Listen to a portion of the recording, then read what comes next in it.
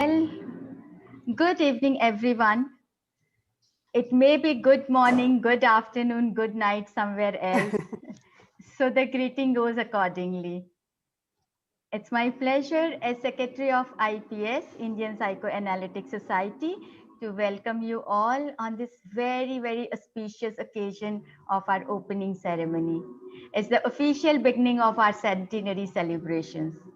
It's a privilege today to welcome our distinguished guests from across the globe here.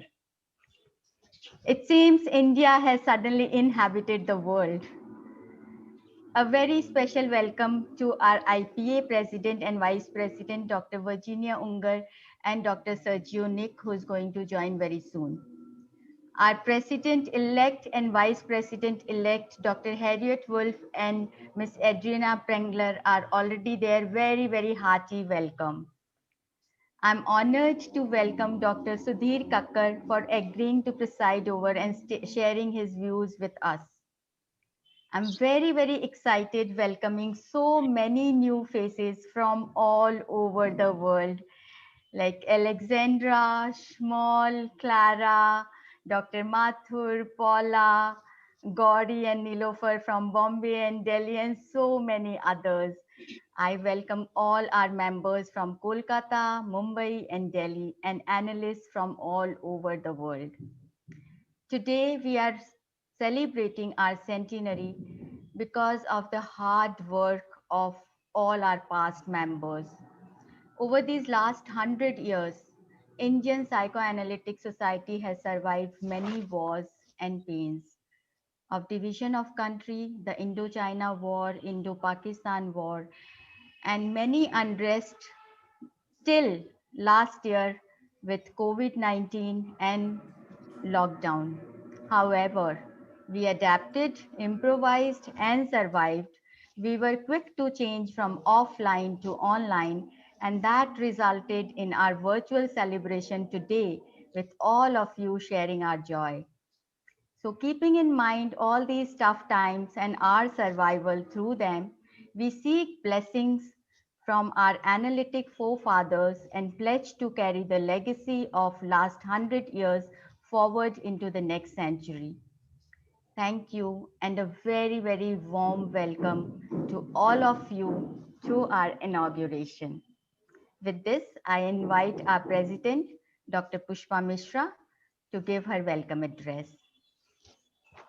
Friends and colleagues, on behalf of the Indian Psychoanalytical Society, I welcome you all to this very auspicious occasion. No one could deny that completing 100 years of meaningful existence, and I stress upon the word meaningful existence because mere existence is, of course, of no value. So, completing 100 years of meaningful existence is no mean achievement. 100 years is a long time, and the world has passed through various calamities, both natural and man made, during the last century. The latest being the pandemic, which is ravaging our hearth and home even today. But these calamities have given us new insights also. They have taught us to adapt to the changed circumstances, and I'm sure that we have grown as human beings. Psychoanalysis also has not been left untouched by these events. Each war, each natural disaster, and even this last pandemic has changed both psychoanalytic theory and therapy and techniques of therapy. We have to see how the so-called new normal, which has developed after the pandemic, it affects our theory and therapy. This is yet to be seen. This program is a hastily organized one, and the response from the IPA and APCC, it has been most encouraging. Our president, Dr. Virginia Woolf, immediately consented to our request to be the chief guest. Our President-elect Harriet Wolf and Vice President-elect Adriana Prengler, they are joining us as Bharti has mentioned, and as I have actually talked or written so many times and have discussed so many times with Harriet, that they are joining us at the ungodly hour of 3 a.m. Some of our colleagues, like Hank, they have actually changed their previously scheduled program to join us. So this is something really, we have our heartfelt thanks, and we do not know. Actually, I feel overwhelmed by the response that I have received, the cooperation that I have received from you. Dr. Sudhir Kakar, the eminent psychoanalyst and literator, has kindly consented to preside over the function. I will not take any more of your time. We are eager to hear our guests and also to listen to the program, watch the program, which all three chapters of Indian Psychoanalytical Society are going to present today. So I welcome all of you once again, and I hope that you will enjoy our program. I now invite our President Virginia Ungar to declare the celebrations open and the year-long celebrations open and to give her speech. Virginia, over Thank to you. you. Thank you very much, Pushpa. I have to say that I feel very pleased and very honored to be here today sharing the celebration for the centenary of the foundation of the Indian Psychoanalytic Society. I want to thank the Indian Psychoanalytic Society, the Council, and the President Pushpa for having invited me to join you today. As I understood, this event marks the beginning of a celebration that will continue throughout this year until 2022, as the founding date of the Indian Psychoanalytic Society was January 26 to 1922. So I'm pleased to declare, open this celebration.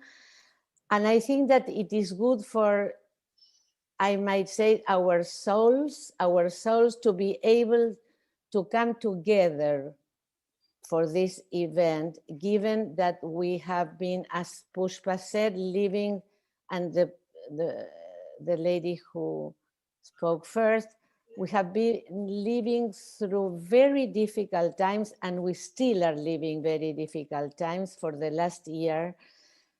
I want to just to remind you that in the first days of January 2020, we started witnessing the spread across the world of a very contagious virus unknown to scientists until that moment.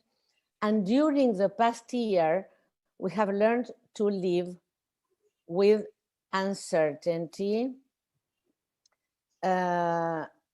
We have always done this because so I continue? Yes. So this is the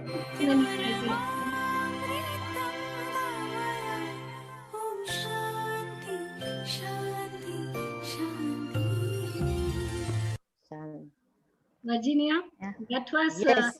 the lighting of the lamp because you declared the ceremony is open. So that was the lighting of the lamp.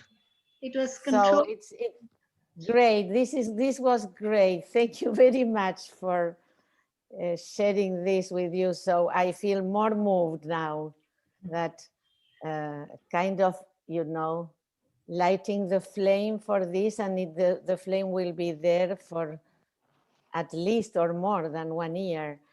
Yes. So as I said, it gives more emotion to what I was about to say, that it's good for us, for our souls, for our spirits to be able to come together. Because as I said, during the last year, in a way, we learned how to live with uncertainty. I think that we have always done this, but we were able, or we could also find ways to deny it and to continue working, to continue teaching, to continue making long-term plans and traveling in a way that today is unthinkable. I would like to say, I have to say that I'm very proud of the IPA component societies and study groups. I'm very proud of our members and of our candidates because all over the world that they have offered free assistance to the community with helplines and open forums. Sergio Nick, our vice president, we inaugurated more than 3 years ago a project called IPA in the Community. And I feel and I think that now it has become more lively and more, more real, more vital, more relevant, because with the collaboration of many members and candidates in different committees, I will say some of the names: education, health, culture, climate, violence, migrations and refugees, and more. We are all, we all have managed to move our entire practice, some entire, I'm not seeing patients in person since March last year. So we were able to move our entire practice and training online until we can work in person again. And we have had to postpone events with great sadness, as the Asia Pacific Conference in Sydney that was planned for April 2020. It was very sad, but we had to do that. And the conference, as you know, was rescheduled for 2022 in India. So I think that this conference in India in 2020 is another reason to celebrate today. Our regional organizations and society have also had to reorganize their lives, their scientific meetings, conferences and congresses, to hold them online. And this is how we are together today to celebrate through an online platform. The coordinators of this event, I can imagine, but I know that they have to to organize this event facing difficulties. But this reflects what I would like to say, the IPA challenge to take into account differences, to contain them. That's why we said good morning, good afternoon, good evening. For some of you, it's very early in the morning, or it's night, or it's early morning here. So this is the IPA, this reflects the IPA challenge to contain and to work with differences. The fact that we, like today, can be united and feel close, even from afar, is even more important now. This helped us endure the impact of the unexpected changes in our practices, but not only in our practices, in our lives. Yeah. Changes that would have never seemed, would have seemed unthinkable in another time. Because we are part of an international community that is open to hearing all the voices and taking into account all the needs of our members and candidates. So in this way, in my role of IPA president, living and practicing in Argentina, I join you and I declare open the celebration of the first 100 years of the Indian Psychoanalytic Society. As you can see, we are miles apart, all of us, but we are connected. And I think that we are connected through technology, but mainly because of our common passion for psychoanalysis. I have to tell you, and I like to tell you, that I have had the experience of working together with members of your societies at different times, different situations, but these experiences were always so gratifying and had a positive impact on me. I have the living memory of meeting Dr. Manek Baruja and his wife Evin, and I see that Evin is with us today. Yeah. I'm very pleased to Mm-hmm. meet you, Evin. I had lovely memories. We organized a Congress on Infant Observation in 2008, and Clara Nemas is here now. We were part of the organization, and Evin and Dr. Baruja, they came with their daughter. I remember we spent lovely times together, and I will always carry those memories in my heart. I remember that I discussed a material of infant observation by an observer that she came from India as well. So in the recent years, I have worked with some of you. I will name some of you only: Minnie Duster, Juma Basak, and now with Pushpa Misra, because we in the meetings of the Asia Pacific Planning Committee, creating friendly and warm relationships. I would like to say that I've been through the history of the Indian Psychoanalytic Society, because, and I have to thank Laura Katz, who is a member of the Argentine Psychoanalytic Association. She went and met with some of you, and we had a presentation of her. She organized a presentation, let me say, in the National Library in Buenos Aires, regarding the history of the Indian Psychoanalytic Society. So I've been reading some of the correspondence that she presented, that is now it's translated.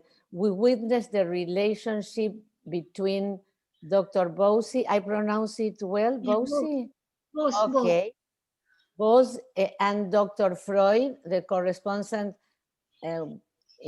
lasted from 1921 to 1937, I think. Right, yes. Yes, so we can witness that. I think that they never meet in person. Okay, but there was a fruitful relationship, and they conveyed their, as I said, the shared passion for psychoanalysis. They supported the same principles with some discrepancies that maybe mostly arose from the different cultural backgrounds, but it's very moving to read. There are concepts that I think that you will discuss them during the celebration or even today. They discussed in what I could call the best academic tradition, respecting one to the other, listening and discussing very interesting concept. I think that you will speak later about this.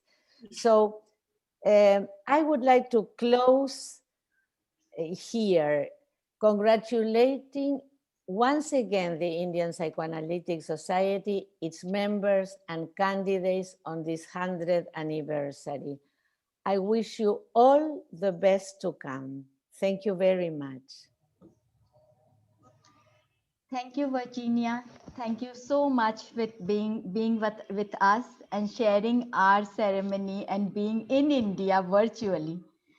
So we are going to start our video. It's the beginning and the life of G.S. Bose and the 100 years of IPS. Yeah.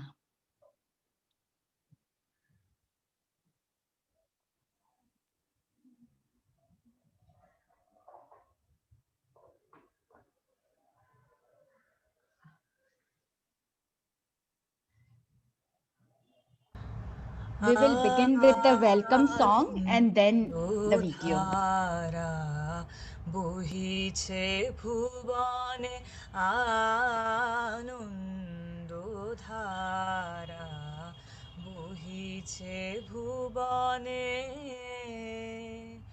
দিন রজনী কত অমৃত রস উথলি যায় অনন্ত গগনে আনন্দ ধারা বহিছে ভুবনে আনন্দ ধারা বহিছে ভুবনে পান করে রবি শশী অঞ্জলি ভরিয়া সদা দীপ্ত রহে অক্ষয় জ্যোতি পান করে রবি শশী অঞ্জলি ভরিয়া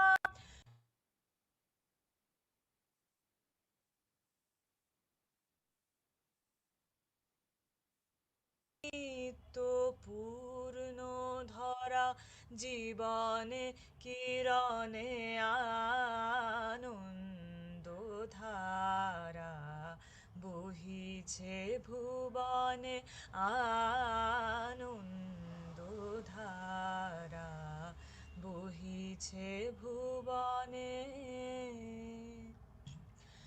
বসিয়া আছো কেন আপন মনে স্বার্থ নিমগ্ন কি কারণে বসিয়া আছো কেন আপন মনে স্বার্থ নিমগ্ন কি কারণে চারিদিকে দেখো চাহি হৃদয় প্রসারী ক্ষুদ্র দুঃখ সব তুচ্ছ মানি চারিদিকে দেখো চাহি হৃদয় প্রসারী ক্ষুদ্র দুঃখ সব তুচ্ছ মানি প্রেম ভরিয়া লহ শূন্য জীবনে আনন্দ ধারা বহিছে ভুবনে আনন্দ ধারা বহিছে ভুবনে দিন রজনী কত অমৃত রস উথলি যায় অনন্ত গগনে আনন্দ ধারা বহিছে ভুবনে আনন্দ ধারা বহিছে ভুবনে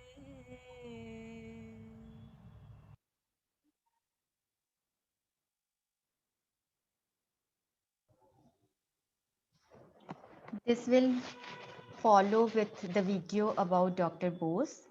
This was the welcoming song for all of you, and now the video would follow.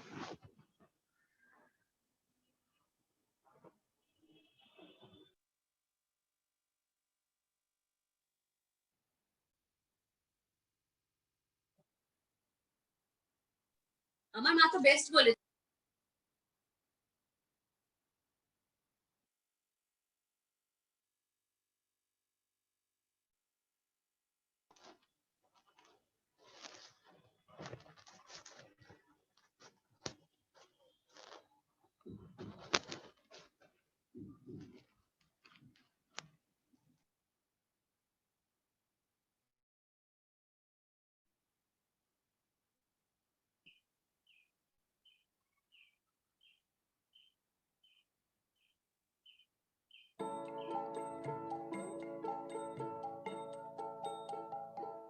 যদি তোর ডাক শুনে কেউ না আসে তবে একলা চলো রে যদি তোর ডাক শুনে কেউ না আসে তবে একলা চলো রে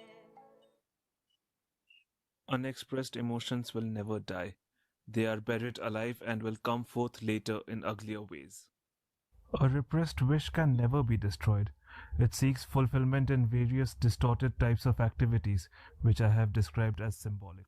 The similarity between the two quotes is uncanny. Yet the authors of these utterings lived hundreds of miles apart and were unfamiliar with each other's work. Psychoanalysis developed indigenously in India and is inextricably linked with Dr. Girindrasekhar Bose, popularly known as G.S. Bose.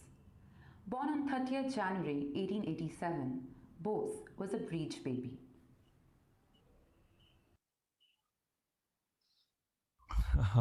I did not come into this world with my head down. It was a significant statement as it was the time of the British rule in India. His father, Chandrasekhar Bose, was then the Diwan, estate manager, of the Darbhanga Raj estate in Bihar. His mother, Lakshmi Mimani Devi, was 22 years younger than his father and was his third wife. A strange similarity with Freud, for Freud's mother was also 20 years his father's junior and his father's third wife. Bose's family had a very rich cultural environment. His father was a scholar of the Indian philosophy. All his four brothers were excellent writers, especially his second brother, Rajshekhar Bose, who was a very famous writer of Bengali literature.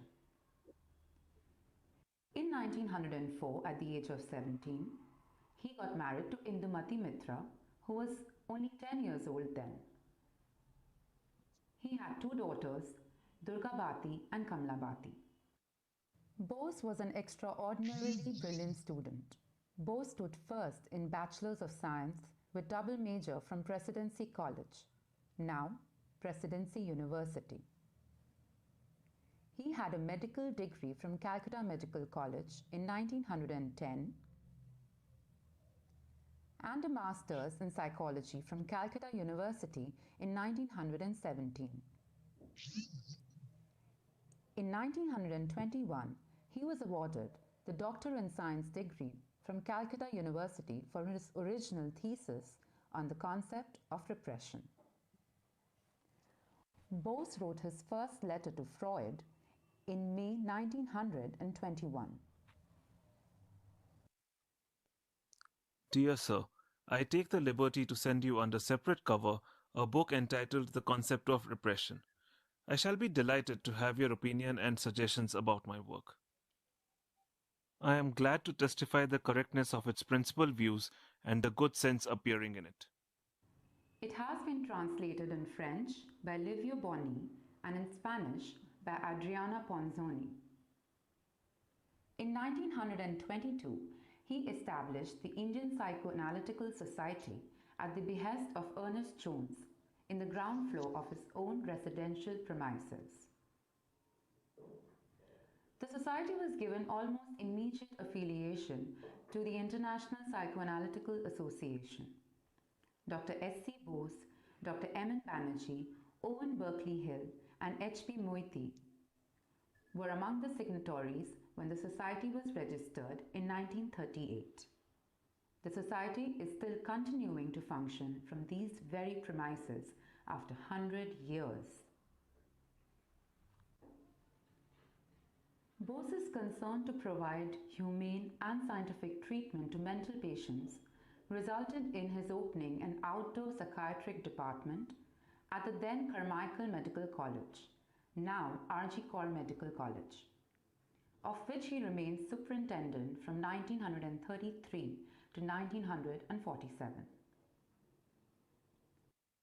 Thereafter, he established Lumbini Park Mental Hospital in 1940, which in course of time became the largest private hospital in West Bengal and is now a government-run hospital.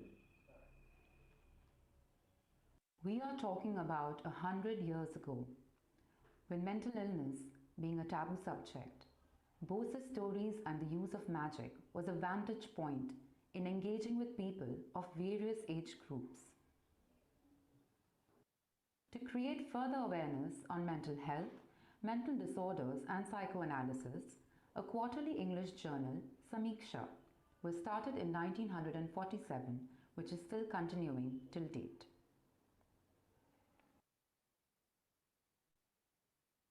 The Second World War and the struggle for independence of India in 1947 left us all bleeding.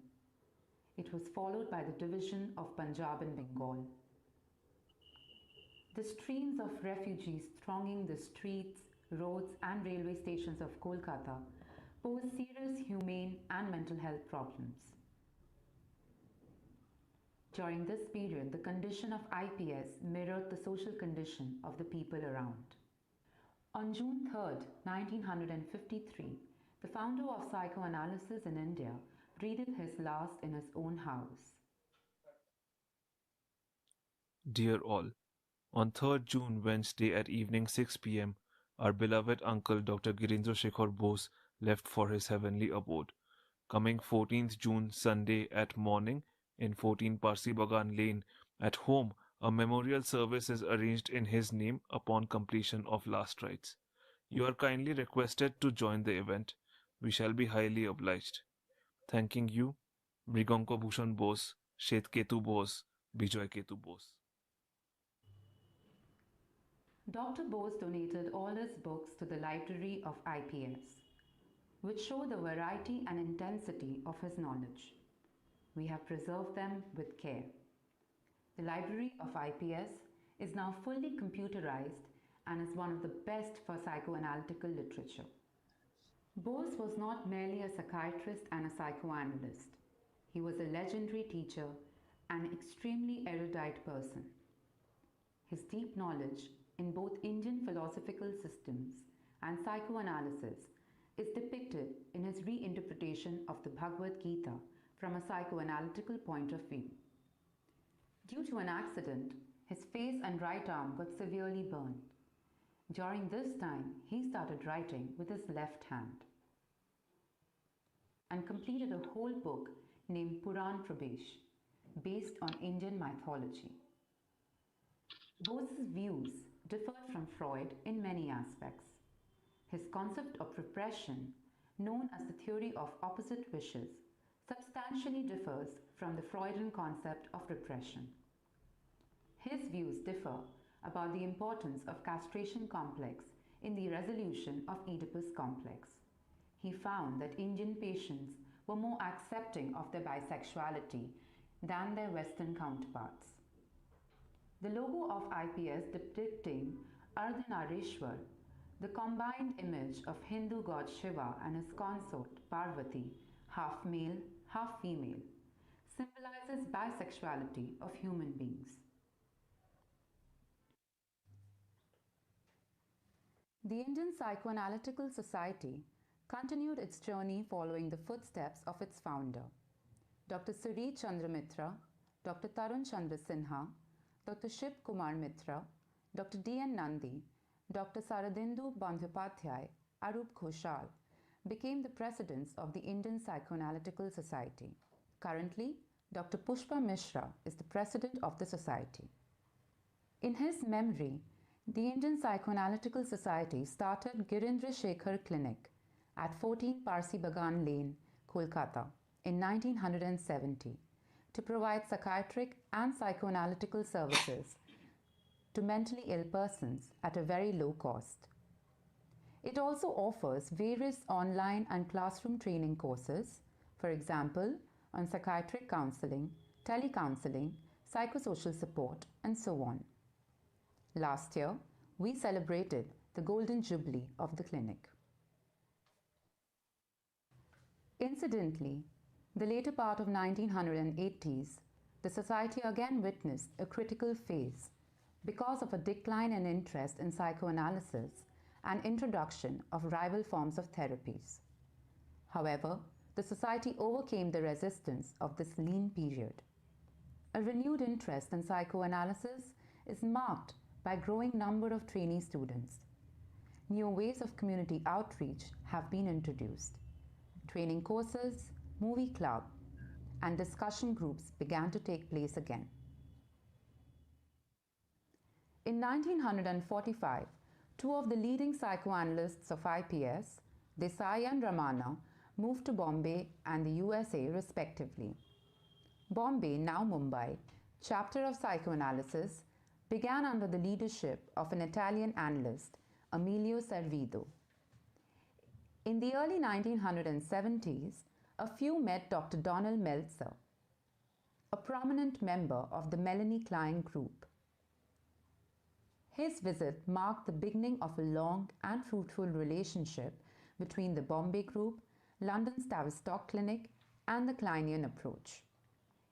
In 1974, Psychoanalytical Therapy and Research Center was founded, with the aim to promote the growth and development of psychoanalytical work with children and adults. It is doing a commendable job, helping patients from different parts of India. In 1995, Dr. Manik Barucha and Mrs. Aveen Barucha, both Tavistock-trained child psychotherapists, joined the Bombay chapter. Mrs. Minnie Dastoor, child and adolescent psychoanalytical psychotherapist from Tavistock, and Mr. Saroj Forbes, qualified as an associate of the Child Psychotherapists Association in UK, and joined as teaching faculty of the first child and adolescent psychotherapy training in India under the Mumbai chapter of IPS. Psychoanalysis came to Delhi in the early 1970s with Professor S.K. Mitra, then director of NCERT, and Dr. H.P. Mehta, head of the Family Counseling Unit in a school for mentally challenged children. But it was kick-started by the arrival of Dr. Sudhir Kakkar from Germany in 1975. Dr. Kakkar is an internationally famous analyst and has published extensively on subjects ranging from Gandhi to Hindu-Muslim conflicts, Hindu families, sexuality, and many other topics. He is the only psychoanalyst in the whole world who has been awarded the Goethe Prize after Freud. We are very proud to have him here today as the president of our program. After a sullen lull for nearly 2 decades, psychoanalysis has firmly established its root, with several people seeking training and therapy in Delhi. Spearheaded by Malika Akbar, Vinita Chetripal, and Nilofer Kaul, and with Sudhir Kakkar as its president, the Delhi chapter was set up in December 2013. Dr. Madhu Sareen, trained in the United States of America in New York, also settled in Delhi.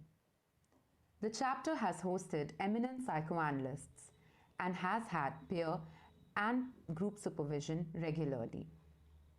Today, our Delhi chapter is a motley group of analysts and aspiring analysts, often with different orientations, who are held together by their love for psychoanalysis.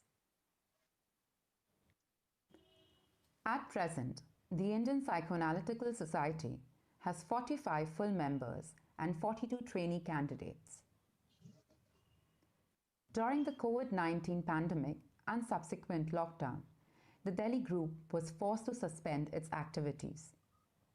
The Mumbai group offered counseling to COVID patients on specified days. The Kolkata group continued its activities online and organized a free tele-helpline to people needing help. It was run on a national level for 4 months from 9 a.m. to 9 p.m. We hope that in the near future also, the Indian Psychoanalytical Society will be able to continue with its mission of helping persons with mental health problems and make meaningful contribution in the area of psychoanalysis continuously. We welcome you all. Thank you.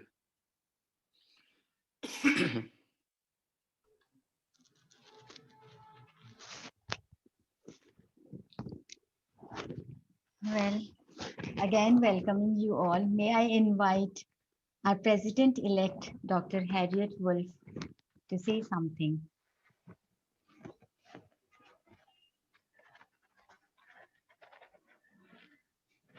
Dr. Wolf, are you there?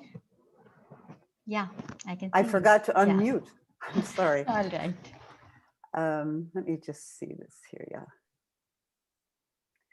So I'm honored to join you on this important occasion. It's wonderful to realize it was exactly 99 years ago that the Indian Psychoanalytical Society was founded. The fact that your rich history will be celebrated over the course of the coming year, your 100th year, is inspiring. Some aspects of your history stand out for me particularly. First, the tradition of deep insight and deep-going thought begun by Dr. Bose in his doctoral thesis on repression. Second, your commitment to public service, also begun by Dr. Bose, who began a free clinic of his own as he saw patients in the outdoor chamber of his home. The Memorial Clinic, founded in his name in 1970, continues to serve the poor for nominal fees, making mental health care a priority through a psychoanalytic commitment. Finally, your library and your scholarly tradition stand out. From the Bengali Dictionary of Psychoanalytic Terms, first published by Dr. Bose in 1953, to your current library and journal. I was inspired by Dr. Pushpa Mishra's talk, recorded in Taiwan in 2017 at the Asia Pacific Conference, where she not only enumerated the many ways in which the Indian Psychoanalytical Society could and would like to contribute to the development of the Asia Pacific region. She also expressed a determination that will help the future of psychoanalysis worldwide. I quote, "Where there is a will, there is a way." So we look forward to working with you in all these areas with persistence and effectiveness, psychoanalytic training, community service and outreach, and scientific development. Congratulations on your long and impressive history, and all best wishes for the future. Thank you. Thank you so much, Harriet. It's so nice to hear from you. Well, may I invite our Vice President, Sergio Nick. Please, Sergio, will you say something? Yeah. To me, it's good morning. For you, good afternoon. It's a great pleasure to be here. When I accepted Pushpa's invitation to take part in this memorable event to celebrate the centenary of the Indian Psychoanalytic Society, one of the oldest components of the IPA, I felt great pleasure for that. The IPS has been marked by the recognition of the exceptional work and seriousness of its founder with psychoanalytic theory and practice, Dr. Bose.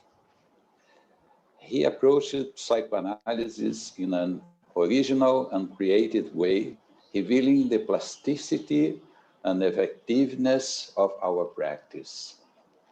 I believe it is exactly these skills that are fundamental for us. And that is what makes psychoanalysis continue to survive for over 100 years.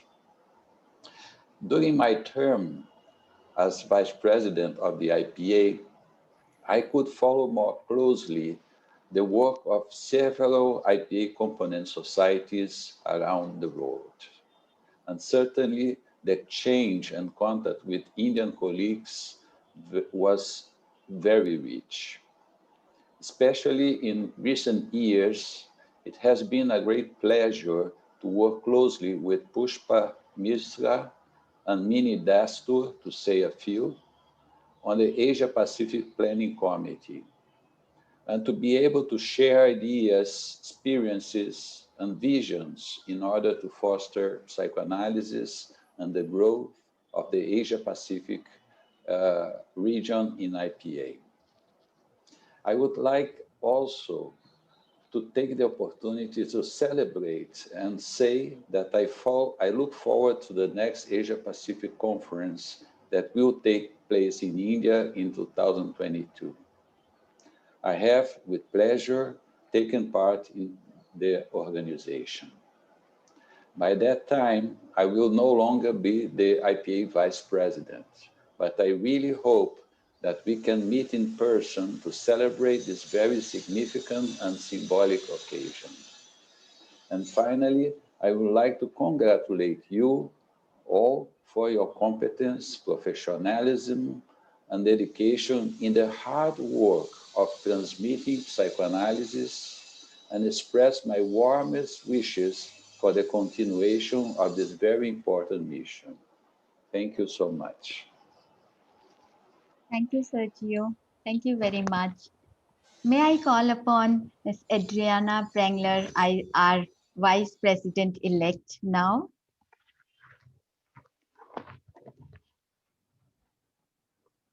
Yes, thank you.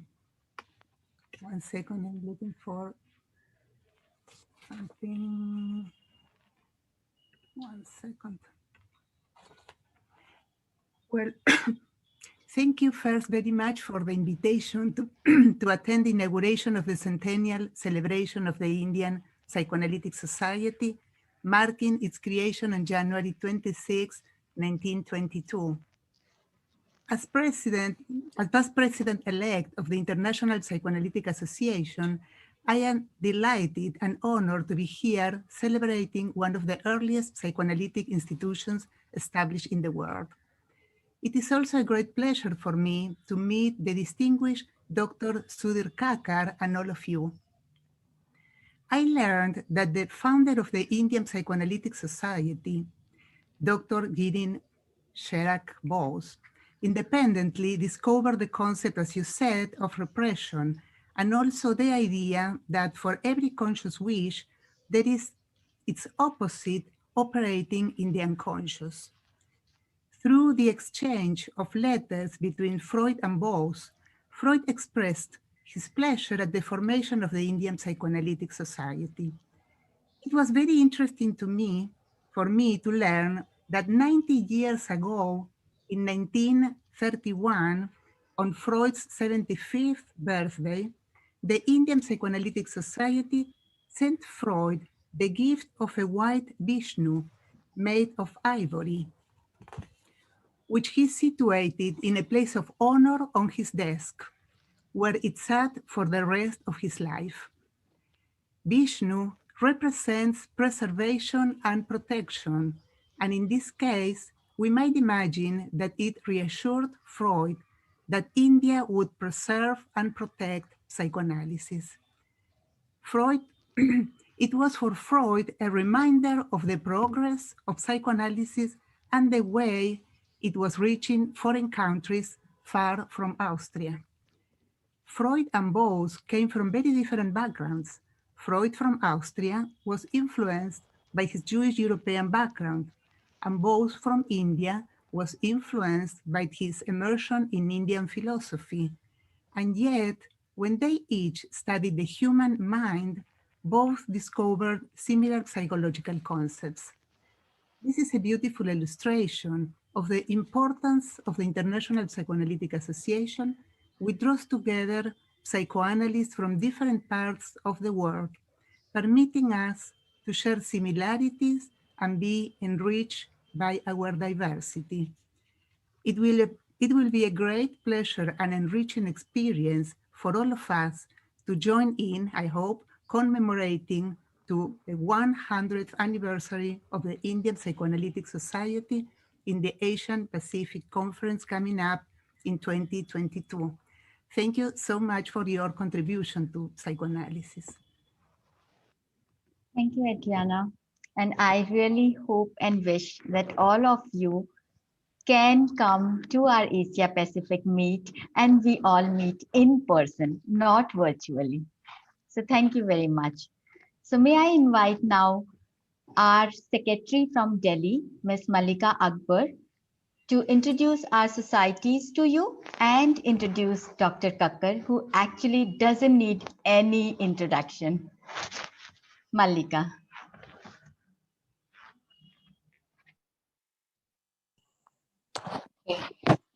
Okay. Good day, everyone. As Bharti has just told you, Dr. Kakkar needs no introduction for most of us here in India. But for friends of the IPS joining us from abroad, a few words about his work may not be amiss. Dr. Kakkar broke the very private bastions within which psychoanalysis had enclosed itself in India by writing and speaking in public forums of facets of the human mind and their expression in our political, cultural, and social entities. He has introduced the idea of an Indian school of psychoanalysis as distinguished from the classical Freudian one. This proposes the existence of a cultural unconscious, positioned somewhere between the individual and the universal unconscious. His books and novels are an eclectic mix in which he has drawn from Hindu mythology, from historical and political events, from sexuality, from social and religious violence, from mystics and political personalities. The thread linking them all is an unrelenting search for emotional and psychological truth, however irreverent and unacceptable it might be. We are happy and proud to have him here with us today. Before I request Dr. Kakkar to present his paper, a word about the Mumbai and Delhi chapters of the IPS. While Kolkata continues to be the headquarters of the IPS, still housed in the home in which Dr. Girindrasekhar Bose lived, Mumbai and Delhi have the autonomy to work separately and together, to train and supervise candidates, to follow their own ideological paths within the analytic framework. There is easy and open communication among the three wings, and this has contributed considerably to the growth of interest in psychoanalysis in India. Members from Kolkata, Delhi, and Mumbai will present soon after Dr. Kakkar.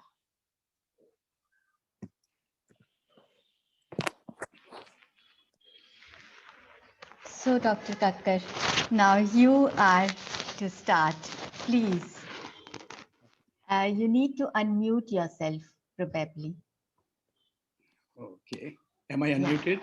Yes, yes. Oh. Honorable guests, the presidents of the International and the Indian Psychoanalytic Societies, and colleagues, many of whom I know personally, but some who I don't, my greetings. I'm honored to preside over this meeting that marks the 100th birth centenary of the Indian Psychoanalytic Society. Our secretary, Bharati Jain, who has worked so hard in organizing this meeting, has asked me to say a few words, and I quote her, about how you see psychoanalysis in an Indian context. There is bound to be much that may be familiar to some of you in this talk from my earlier writings, and here I ask for your indulgence. Our ideas are not unlimited, and the few we are blessed with are like shattered pieces of glass in a kaleidoscope that appear and reappear in our writings.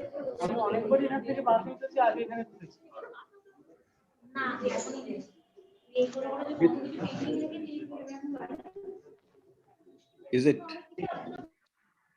with more and more Asian societies becoming members or aspiring to the membership of the International Psychoanalytic Association, remarks may also have some relevance for other non-Western colleagues. Our society's kind invitation sent my thoughts back to its founder president, Girindrasekhar Bose.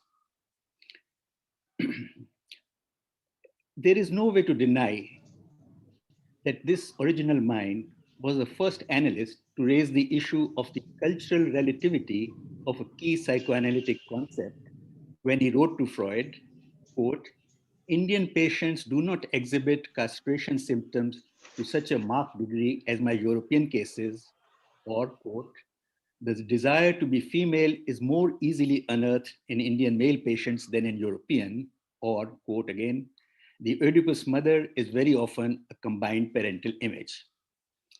Freud was politely dismissive of this challenge from Calcutta to the psychoanalytic claim of universality of its theories and models, and the discussion did not go much further.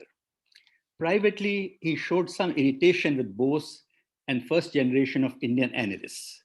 For instance, he is reported to have remarked to his patient, the poet Hilda Doolittle, and I quote, on the whole, I think my Indian students have reacted in the least satisfactory way to my teaching. And later, in context of the Japanese Association, the only other non-Western society in the IPA at the time, Doolittle writes, he, that is Freud, and I agreed that the Jap may be something where the Hindu was all muddles with unconscious and with psychoanalysis in general. And when the writer Mulk Raj Anand, who went to see Freud for a few sessions in Vienna as a young man, Freud is reported to have burst out mid-session, quote, you Indians with your eternal mother complex. When it comes to India then, Freud was respectful but baffled. We have a taste of this bafflement in his response to the French novelist Romain Rolland.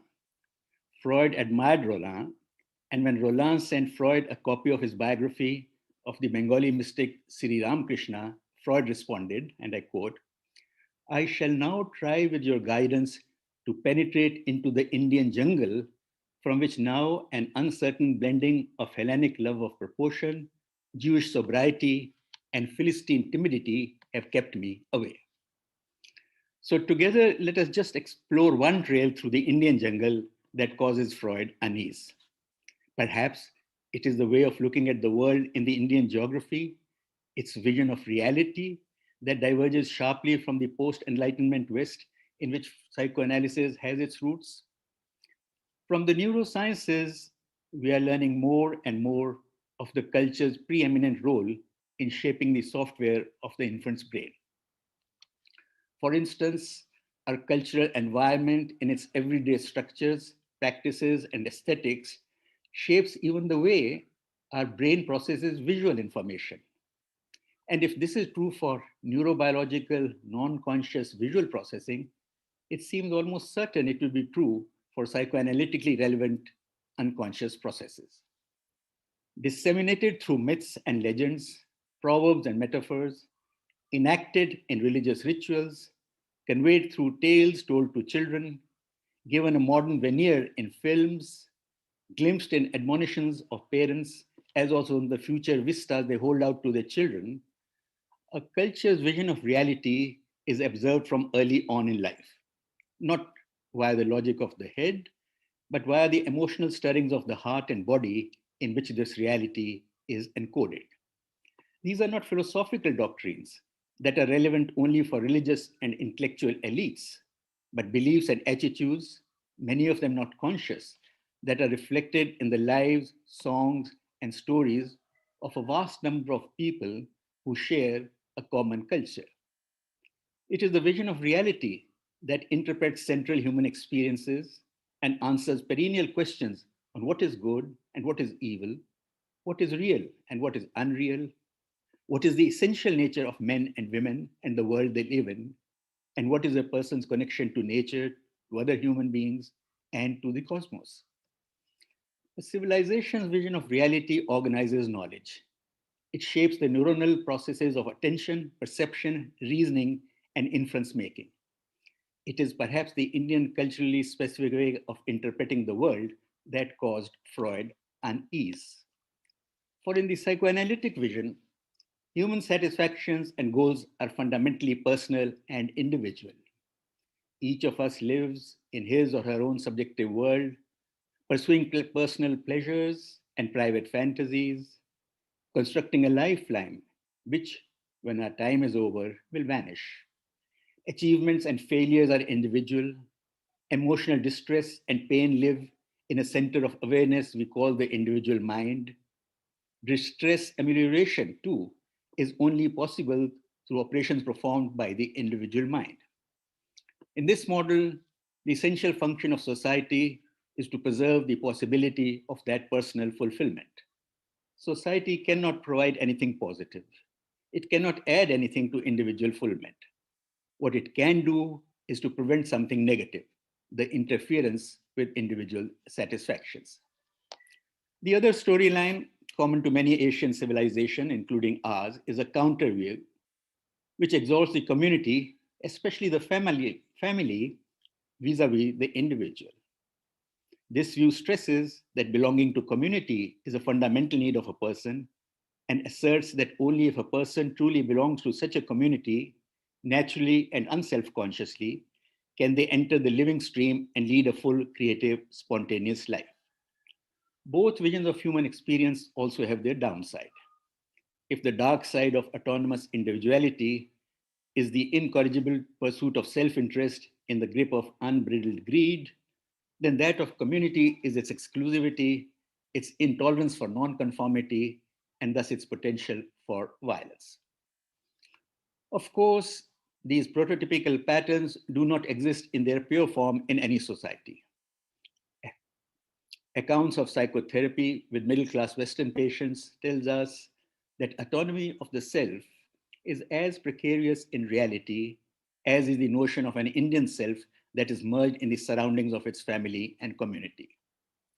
In a sense, both the autonomy and the intertwined nature of the self are fictions.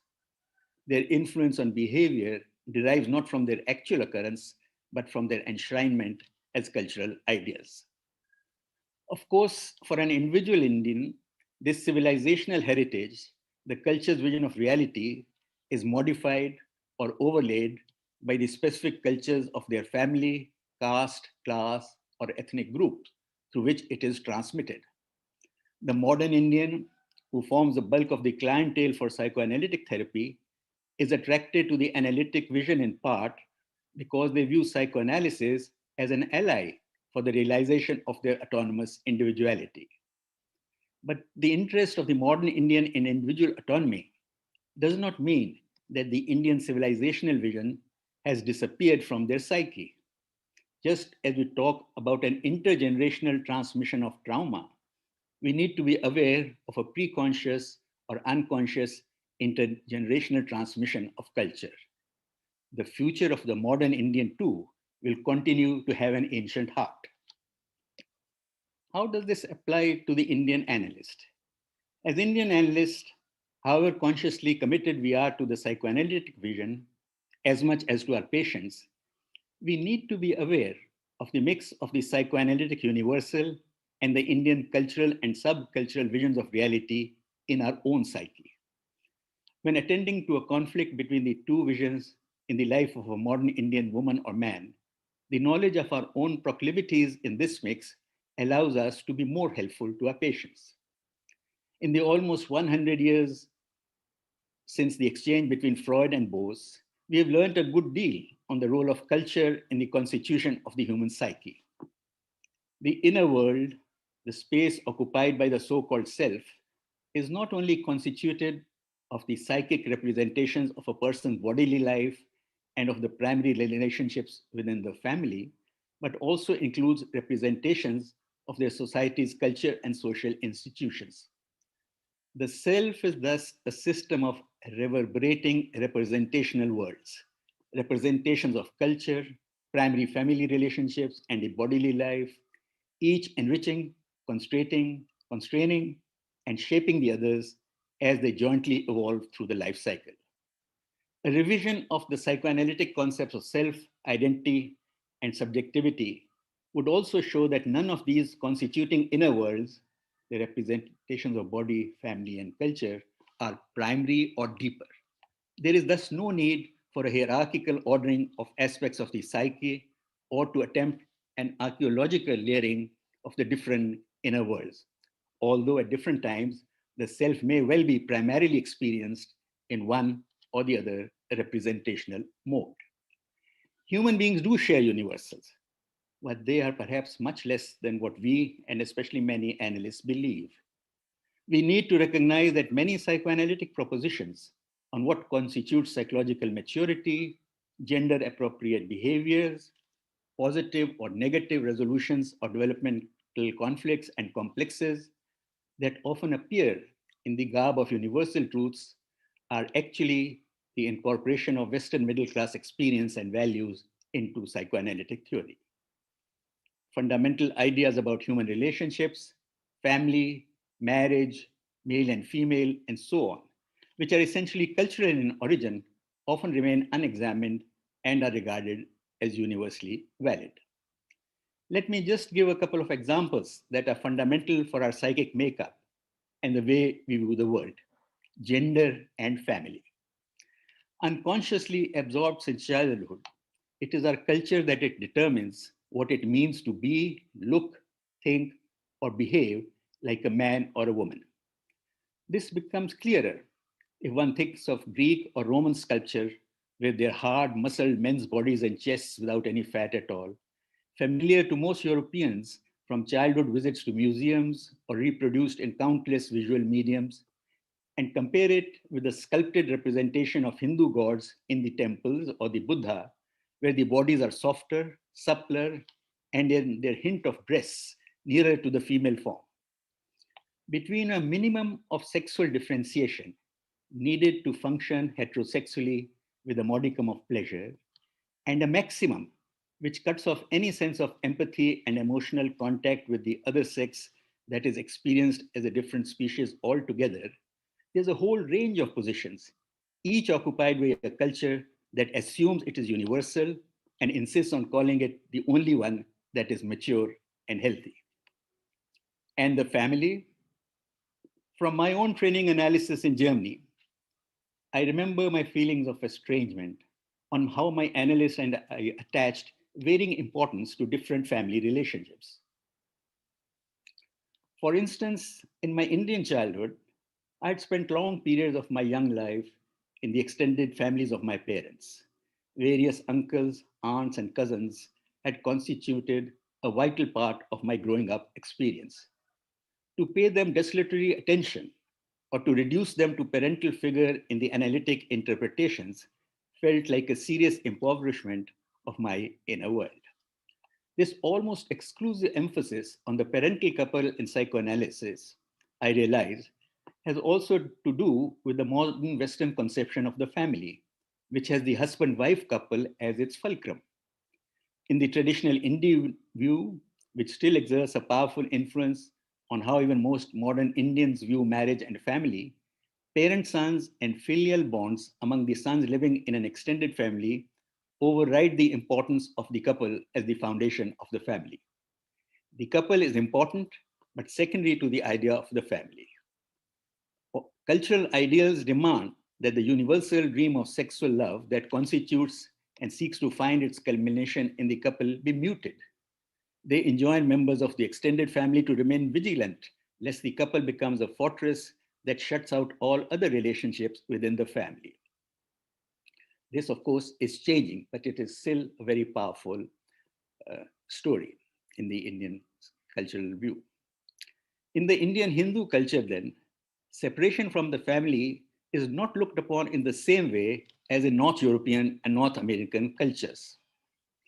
A thoughtful Indian may agree with Freud's opening sentence in 1919 Family Romances, and I quote, "The separation of the individual as he grows up from the authority of the parents is one of the most necessary achievements of his development, yet at the same time, one of the most painful, as long as the words is one of the most necessary achievements were omitted." The Indian cultural position is exemplified in a popular myth of one of the most popular Hindu gods, Ganesha, the remover of obstacles and the god of all beginnings. The dramatis personae of this version of the myth from South India and Sri Lanka are the great goddess, the Mahadevi in her form of Shiva's wife, Uma, Ganesha and his younger brother Skanda, the god of your heroic exploits. As it goes, a mango was floating down the stream, and Uma, the mother, said that whoever rides around the universe first will get the mango. In other version, the promises of Modka, the balls of jaggery and rice, or wives. Skanda impulsively got on his golden peacock and went around the universe. But Ganesha, who wrote The Rat, had more wisdom. He thought, what could my mother have meant by this? He then circumambulated his mother, worshipped her, and said, I have gone around my universe. Since Ganesha was right, his mother gave him the mango. Skanda was furious when he arrived and demanded the mango, but before he could get it, Ganesha bit the mango and broke one of his tusks. Here, Skanda and Ganesha are personifications of the two opposing wishes of the older child. It is torn between a powerful push for independence and autonomous functioning and an equally strong pull towards surrender and re-immersion in the enveloping maternal fusion from which it has just emerged. Giving in to the pull of individuation and independence, Skanda becomes liable to one kind of punishment, exile from the mother's bountiful presence, and one kind of reward, the promise of functioning as an adult virile man.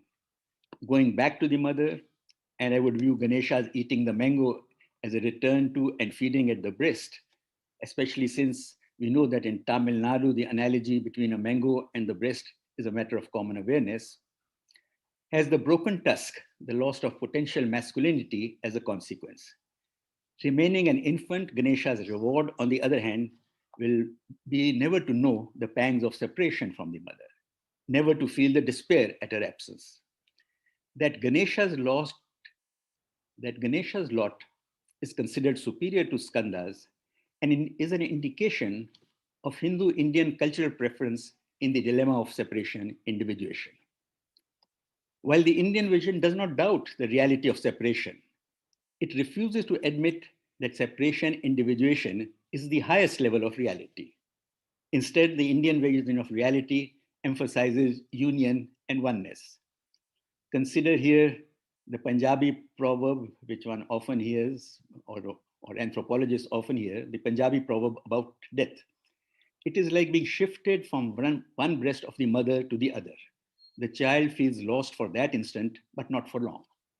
What stands out in this proverb is that it is a continuation of breastfeeding rather than the aspirations of weaning and the independence implicit in weaning that dominates the Indian imagination. Thus, one might say here too, as I did earlier about gender, about the existence of a range of psychic positions between a minimum of separation and individuation needed to function as an adult in a particular society and a maximum which cuts off all ties with family and community. There's a range of positions, all of which should be recognized by psychoanalysis as part of being human, rather than closely identifying with any particular position on the continuum as the only one that is healthy and mature. Our society's kind invitation on its birth anniversary also encourages me to look into the future of psychoanalysis in India. As a method of treatment, classical psychoanalysis with multiple sessions a week and extending over many years perhaps has a limited future all over the world. Although psychotherapies informed by psychoanalysis will continue to attract a clientele that not only seeks symptom relief, but especially and also their meaning. The so-called pure classical psychoanalysis may have to be reimagined as a transforming quest for self-understanding and growth of a wisdom that enriches our life with meaning and motivates us to act beyond our narrow interest.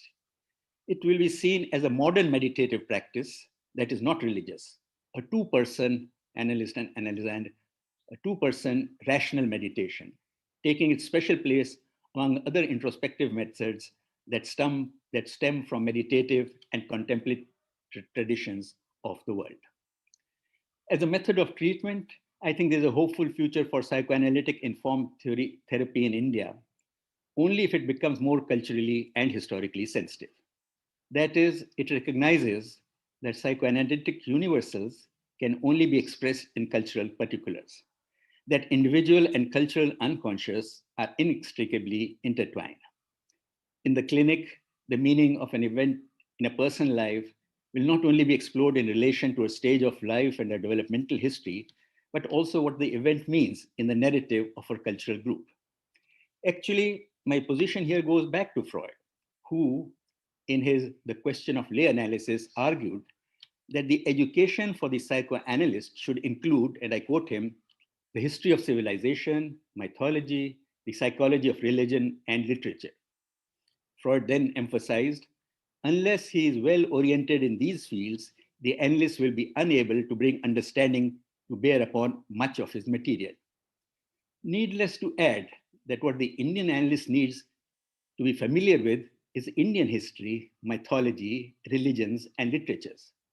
Such a familiarity with the cultures of other civilizations is, of course, always a bonus. As a theory of mind, psychoanalysis will survive as a creative enterprise only if it is more in contact with and in intellectual exchange with other related disciplines in the humanities, such as sociology, anthropology, literature, religious studies, and so on, as also the neurosciences. In conclusion, I believe that in future, some of the more important contributions to psychoanalysis that can rejuvenate its theoretical conceptual state will come from Asia. The geography of psychoanalysis will become as important as its history and the great names associated with this history. Here, as Malika said, I cannot deny the wish for the evolution of an Indian psychoanalysis to replace the psychoanalysis in India we have today. A wish that the coming generation of Indian psychoanalysts do not continue to live on the outskirts of Western psychoanalysis, as in Rabindranath, the great Rabindranath Tagore's phrase, as the hewers of texts and drawers of book learning, but are equal contributors in shaping of a global psychoanalytic enterprise. My wish is that this engagement comes not by rejecting the psychoanalytic knowledge gathered over more than a century of the discipline's existence, but by critically engaging with the inevitable Western cultural biases in many of its models and theories. The wish is that a future generation of Indian analysts realizes that a critical stance is now needed after a long, much too long phase of idealization of Western analytic gurus, and that we need to engage with their valuable contributions from the perspective of Indian clinical experience and from an awareness of Indian cultural traditions and psychological thought, Hindu, Buddhist, Sufi. Looking back at the beginnings of Indian Psychoanalytic Society, it seems evident to me that this was also the aspiration that fueled Girindrasekhar Bose's writings. Thank you very much.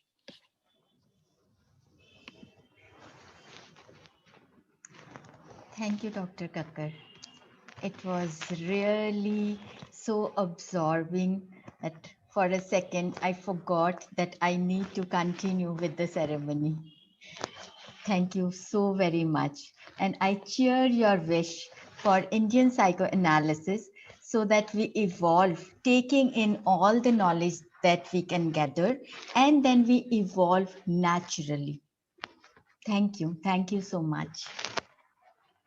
So may I now call upon Paula Ellman, Dr. Paula Ellman. She would like to say a few words. Paula? Thank you. I'm honored to be here to celebrate the Indian Psychoanalytic Society centenary and having the pleasure to meet you all. As overall chair of the IPA Committee of Women in Psychoanalysis for the past almost 4 years, I've been involved with collaborating with colleagues internationally and our engagement around issues related to women and gender. We've held conferences in all regions of the IPA, inclusive of the Asia Pacific region and specifically in India. Thanks to our colleague and member of COOP, Dr. Juma Basak, with her seemingly limitless energy, COOP is flourishing in India. We've held 2 conferences in Calcutta, one in November 2019 and the other in March 2018, with a focus on current women and gender issues, where many of you have presented your papers in terms of our esteemed Dr. Kakar. The earlier conference was entitled Women's Safety in Dogmatic Times, where consideration was made to women's well-being and security in India, which is often dependent on their gender positioning. The conference papers will be in print in a book published shortly by Routledge entitled Psychoanalytic and Sociocultural Perspectives on Women in India. And I've joined with Juma Bazak and Gertrude Schlesinger-Kipp, who's with us today, to co-edit this valuable book. The second conference, Women in Romance, Sex, and Marriage, addressed the ways global changes impact the private space of women's lives.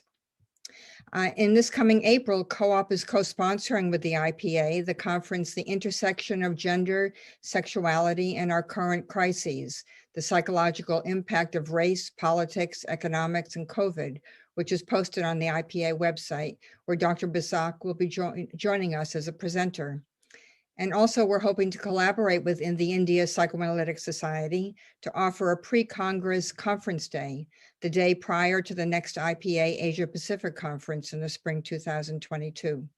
I hope to be able to see you all and to meet you at these upcoming meetings. Thank you so much. Thank you, Paula. Thank you so much. May I call upon Ms. Teresa Pai, the chairperson of Asia Pacific Planning Committee. Teresa, are you here? Thank you. Yeah, Teresa. Okay. It's an honor to be invited to join you today for this very important event. And I want to thank Dr. Kakar for this lecture. It feels like I'm being more prepared for the 2022 conference already. I still remember the surprise I felt when I learned that India has such a long history in psychoanalysis. Or perhaps I should say psychoanalysis has a long history in India. As I'm saying this, it occurred to me that maybe my indecision about what's the frame and what's the process is because it's impossible to distinguish the two in this case. The mutual influence between culture and psychoanalysis is undeniable. 100 years is a very long time for a discipline to evolve and maintain its vitality in any place. For me, the result of this evolution is easily recognizable. In my contact with my Indian colleagues, I've always been struck by their humanitarian approach toward the community and the world at large, and their awareness and insight into prejudice and its effect on psychical life. The practice of psychoanalysis seemed to me have grown uniquely and admirably in India. It's something I wish for my own society in Taiwan and for Asia Pacific region. Okay, you must forgive me. I always get very nervous when I speak. It is precisely because of the intertwining of culture and the development of psychoanalysis that we are moving toward forming a region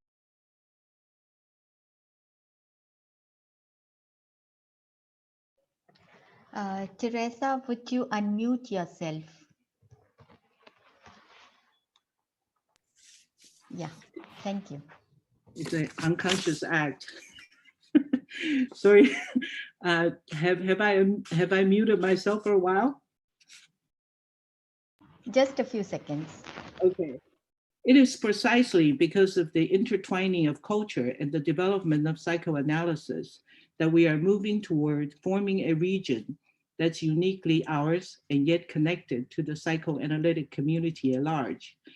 As I understand, being different and yet staying together is a very relevant issue for the Indian society, and now really a paramount issue for the world. This is why it's so appropriate that we continue to experience all the chaos and violence along with the pandemic, we shall have a place to process and understand differences in our next Asia Pacific Conference in India. I think we all have much to learn from you. Although I don't yet know what shape psychoanalysis will take in Asia Pacific, or what our fourth region will look like in the future. But I have no doubt Indian Psychoanalytical Society will have a significant impact in the process. Thank you, and I hope to meet you all in person in 2022. Thank you, Teresa. We do hope to meet you all, especially you, with what you said. Let's meet together. So now, Gauri Salvi, our presenter from Bombay Society, is going to be with us and present her short views on staying with hope and the life instinct. Thank you, Bharati. Dr. Virginia Ungar, Dr. Sudhir Kakkar, Dr. Pushpa Mishra, and colleagues, both senior and junior from India as well as across the world. It's indeed an honor and privilege to be here today, even if it is virtually, and to be a part of this very special occasion to flag off the centenary celebrations of our Indian Psychoanalytic Society.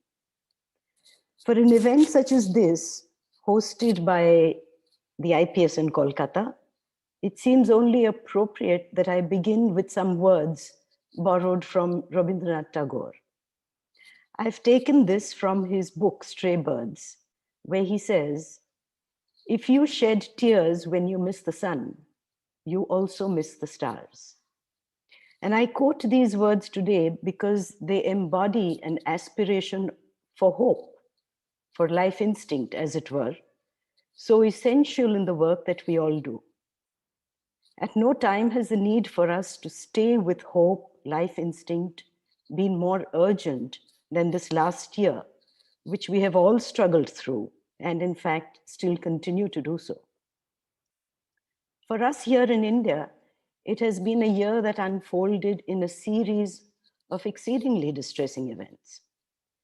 We went through extremely troubled times, culminating, I think, with immense suffering caused by the pandemic, taking its toll on our physical, mental, and emotional well-beings.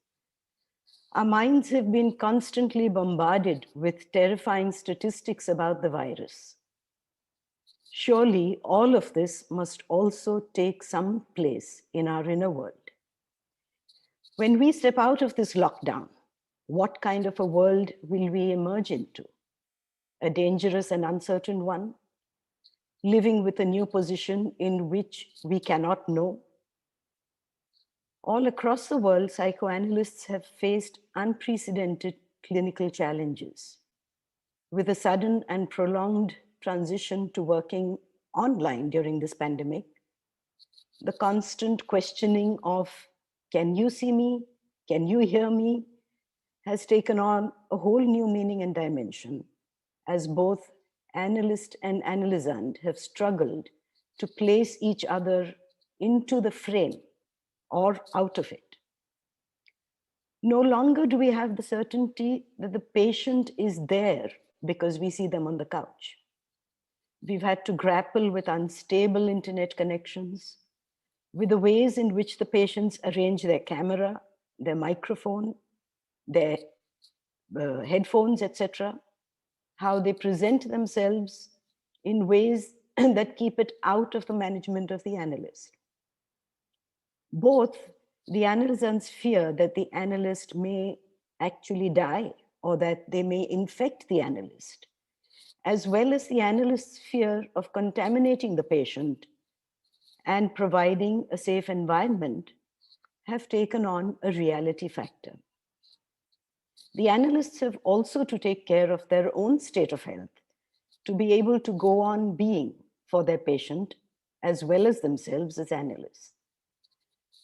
The norms of in-room analysis has been set aside, and at present, online has become the new normal.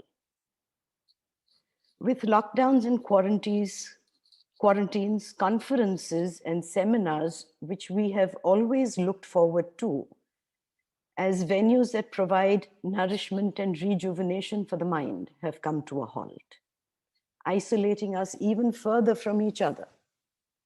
Of course, the IPA and the IPS have worked consistently to keep the webinars, podcasts, and lectures going online so that many of us have felt at least remotely connected. However, as with analysts across the world, psychoanalysts and candidates of the IPS have also learned to extricate their minds out of the quagmire of quarantines, isolations, and lockdowns, and have creatively molded and shaped their work to flow with the needs of the time. Here, perhaps it's helpful to call Freud to mind. In two encyclopedia articles he wrote, psychoanalysis is not a system having no room for fresh discoveries. It keeps close to the facts in its field of study, seeks to solve the immediate problems of observation, and gropes its way forward by the help of experience. In a recent conversation with a colleague from Australia, he pointed me towards the writings of Ella Sharp, an analyst in London from way back in 1921 to 1947. Sharp had underlined the importance of having clarity in our minds about who we are and what we do. She believed that clinical practice was shaped by the internal contents of one's mind and by the presence in that mind of the capacity for movement and elasticity. She wrote, psychoanalysis ceases to be a living science when technique ceases to be an art. Through the period of this pandemic, all of us, as analysts across the globe, have been forced to bring together science, technology, art in unprecedented ways to find that creative way to continue to reach and connect to our patients, even through flat screens and headphones. And often, despite the shortcomings of the new normal, the rewards too have been heartwarming. Yolanda Gampel comes to mind, Israeli psychoanalyst, and she puts it rather well. She says, in these times of corona, we exit our comfort zone and we meet with our patient through the screen, a face-to-face that makes us discover what we did not see in the other. And I myself am the other, the one that my patient will discover in me, for example, all my wrinkles. And I see the other while I see myself. The other emerges in this otherness, but I do too. How much we learn. It's against this backdrop that I would like to briefly mention some of our work in schools and communities in different parts of India. One of our most important outreach programs has been that of work in schools, providing psychoanalytic psychotherapy to students and supportive work with parents and teachers. While it has proved immensely challenging to continue remotely, as often the families do not even have computers, and sometimes one mobile phone is shared by all family members, our therapists have persisted against all odds and have managed to keep alive links with their young patients until schools reopen and work can once again move to the therapy room. In addition, responding to the heightened levels of anxiety during these pandemic months, particularly during the lockdown period, we have offered free phone sessions to those in emotional distress. Some might say that this is not analytical work, but I must highlight here that the response was enormous, and therapists have conducted innumerable such sessions with the calls for help still continuing. In both these examples, as indeed in all the analytic work we do, the endeavor has always been for the analyst and patient to connect and communicate towards a deeper understanding of their inner world. We have, no doubt, lost out many significant dimensions of the intensive work we have been familiar with in our setting of the therapy room. The platforms of Zoom, Skype, etc., were never, I think, meant to replace human-to-human contact. And surely we will get back to the more intimate and irreplaceable experience of in-person analysis. But till then, we continue to find ways to reach our patients, to stay with hope, and the life instinct during these dark and distressing times.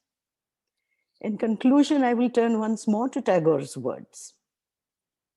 Clouds come floating into my life, he said, no longer to carry rain or usher storm, but to add color to my sunset sky.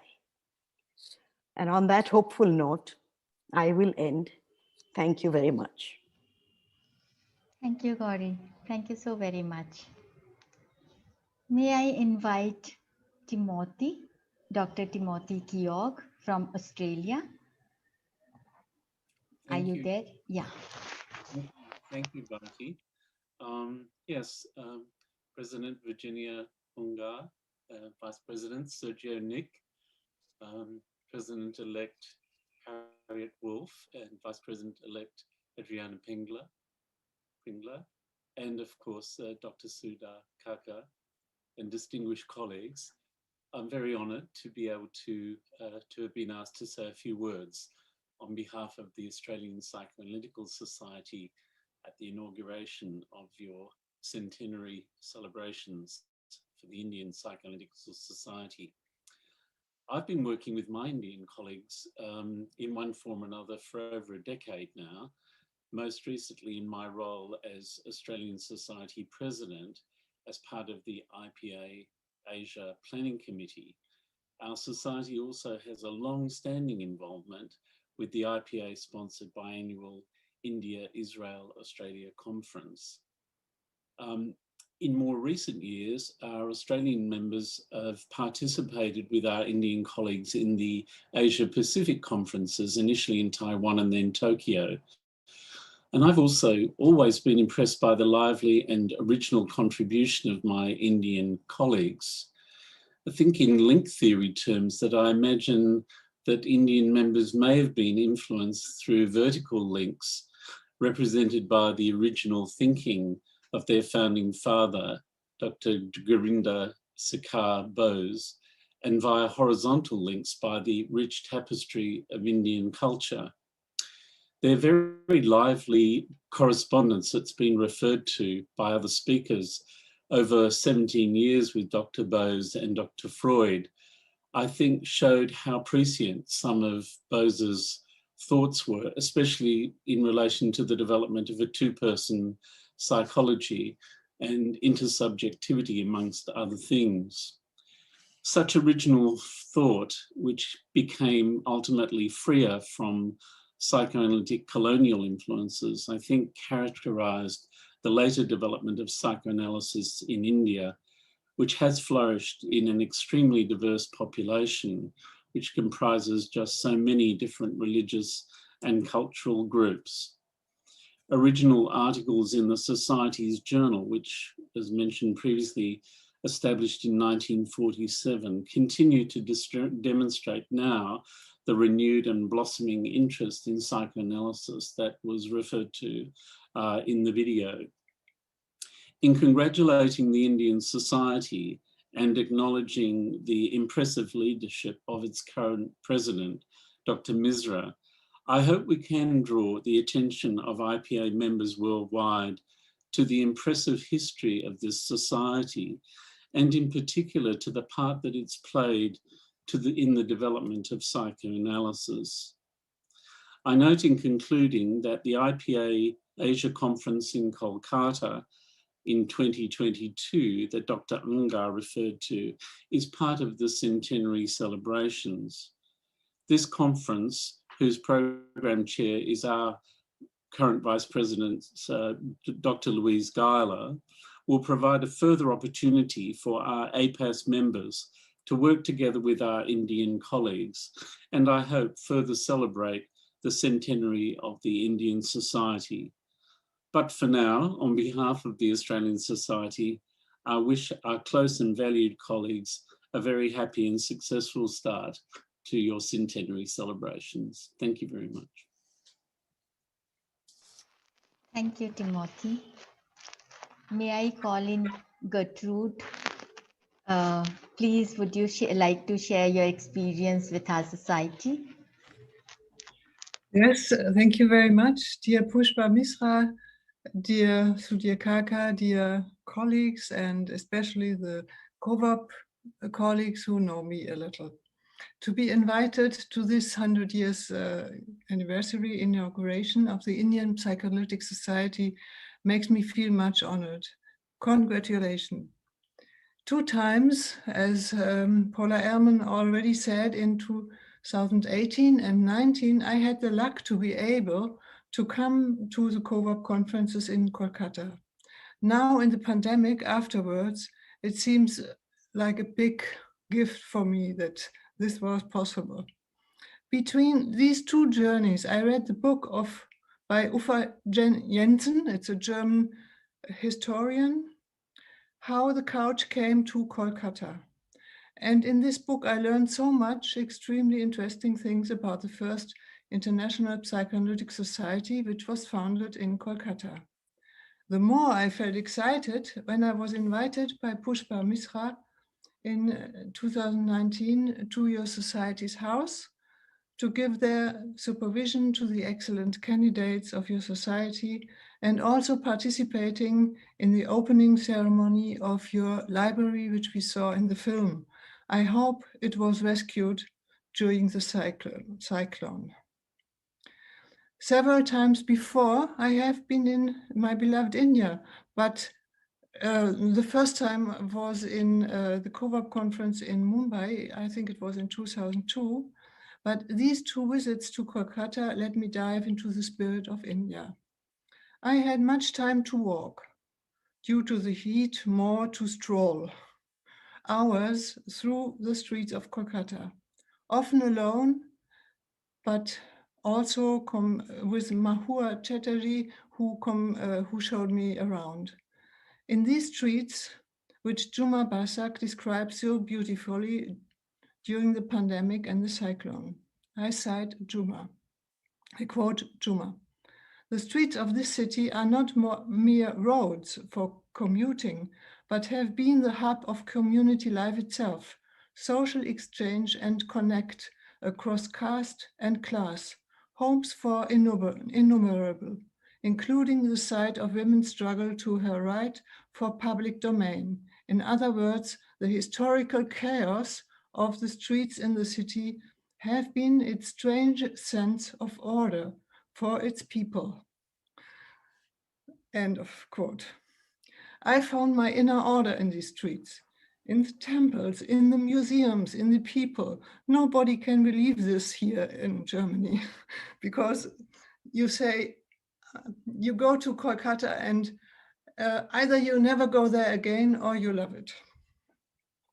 And I learned to know in the COVAP conferences how well interconnected the psychoanalysts in India are with their society, as Guri Sari just told us, with university, with schools, with clinics like Crystal Mind, and with humanitarian organizations, like so well described, for example, by Gunjan Chankat Kemkar about her work with Sabari, a home for women with psychosocial disabilities.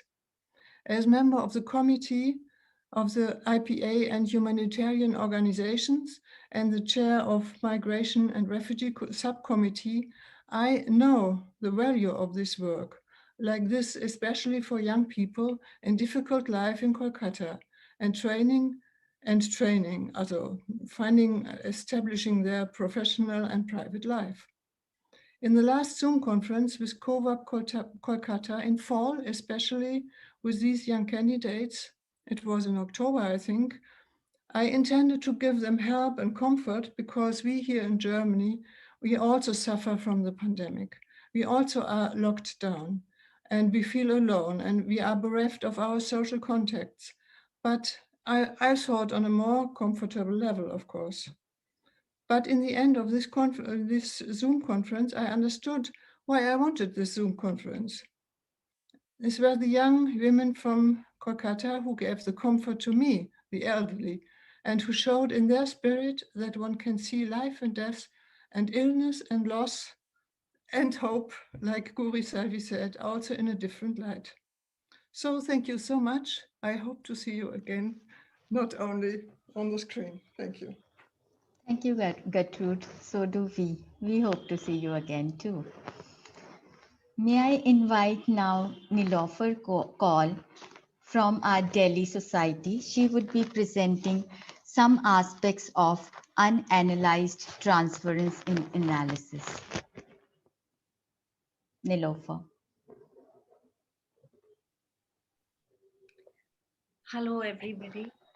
Dr. Kakkar, Dr. Ungar, Dr. Mishra, Bharti, and all my distinguished colleagues.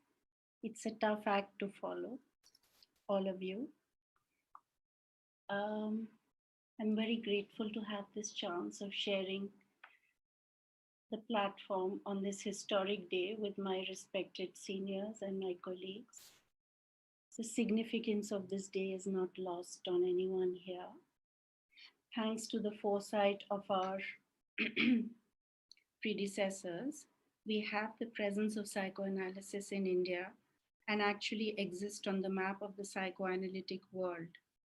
For sustaining this, one has to acknowledge the contributions of people who have trained and continue to train analysts, teach analysis, run analytic institutes, and those whose writings give a voice to India. After all these very rich inputs on cultural significance, I'm afraid I'm going to be dull and dreary. I'm going to talk about those aspects of transference that I feel I tend to neglect, and I'm hoping it'll find a resonance in your minds. We are aware that as things stand at the moment, psychoanalysis in India is booming. It is, of course, a part of a new demand for psychotherapy in general, but some of it, one hopes, is because psychoanalysis taps into a deeper need some patients come with. Working analytically is never ensured despite our training. I thought I would reflect on some areas that I find I tend to neglect. Transference, we have always been told, is quite distinctly one of our distinguishing features. And yet we often find it a rather elusive phenomenon that keeps slipping away and changing in the analytic space, somewhat like a shapeshifter. This brings up questions in my mind about what areas go unexamined in our daily practice. I'm sure for most of you, what I raise are old questions and may sound quite naive, but as these are still difficult questions for me, I thought of saying them aloud. I will try and keep a bit of focus on areas that I hope I will be helped in. Of course, this is not about seeking answers because, as Wilfred Bion was very fond of saying, the answer itself is the death of the question. Nevertheless, perhaps we can raise still more questions. We find many people who are keen to get help, and we each of us turn many of these potential patients away. At such moments, I often catch myself either acting without thinking or paralyzed in my thinking or responding concretely. Now I will mention my first set of questions and the starting point. When we have a free slot and find ourselves in a place where we need to choose a patient, then what are the ways in which we pick and choose our patients? Do we take the first one who calls? If not, why this one and not that one? And what do we tell ourselves when we agree to see X but not Y? Do we assess their economic potential? Is this more important when you have a sliding scale? A patient of mine who is a consultant told me he was having a Zoom meeting with a new client, and all the while he was listening to his client, he was also looking at the living room behind him and assessing how much to charge this client. I recall the intensely uncomfortable feelings this evoked in the transference for me. Was I the same as him? Did I need him to be rich when I took him on? There may also be other not so noble reasons we have to take on new cases. Maybe to have an influential patient who is famous and who may lead us to fame. And even more ordinarily, to take a patient who we find interesting. This is in fact quite common and may disguise other deeper transferential feelings. What do we find interesting? In fact, I would like to go out on a limb and suggest we always do have some criteria and that these often go unnoticed. Some patients make us feel indispensable or even just significant. Sometimes they excite our voyeurism. Culturally and emotionally, they arouse affinity.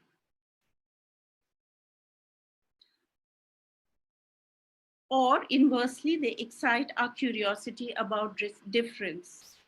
Here, race, culture, ethnicity, sexual diversity are all big players and go unanalyzed as they evoke shame in the analyst. Collegial discussions often lead to feelings of inferiority in therapists when the patient is richer, better read, more traveled, from a more privileged race. All too often, we are being seduced, intimidated, patronized, and such engulfing feelings blind us. Or do we choose because one person is more apparently needy than another? That is, do we secretly indulge our omnipotence? Or do we choose a patient who is from our own fraternity, someone who will help others in turn? Wilfred Bion said, an ambition to help the patient is inadequate. For if we do that, this will be quickly grasped by him and swept into his system of attack.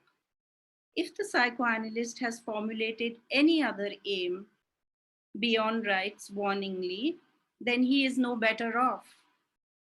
The patient knows and he will demolish this or use it to attack him.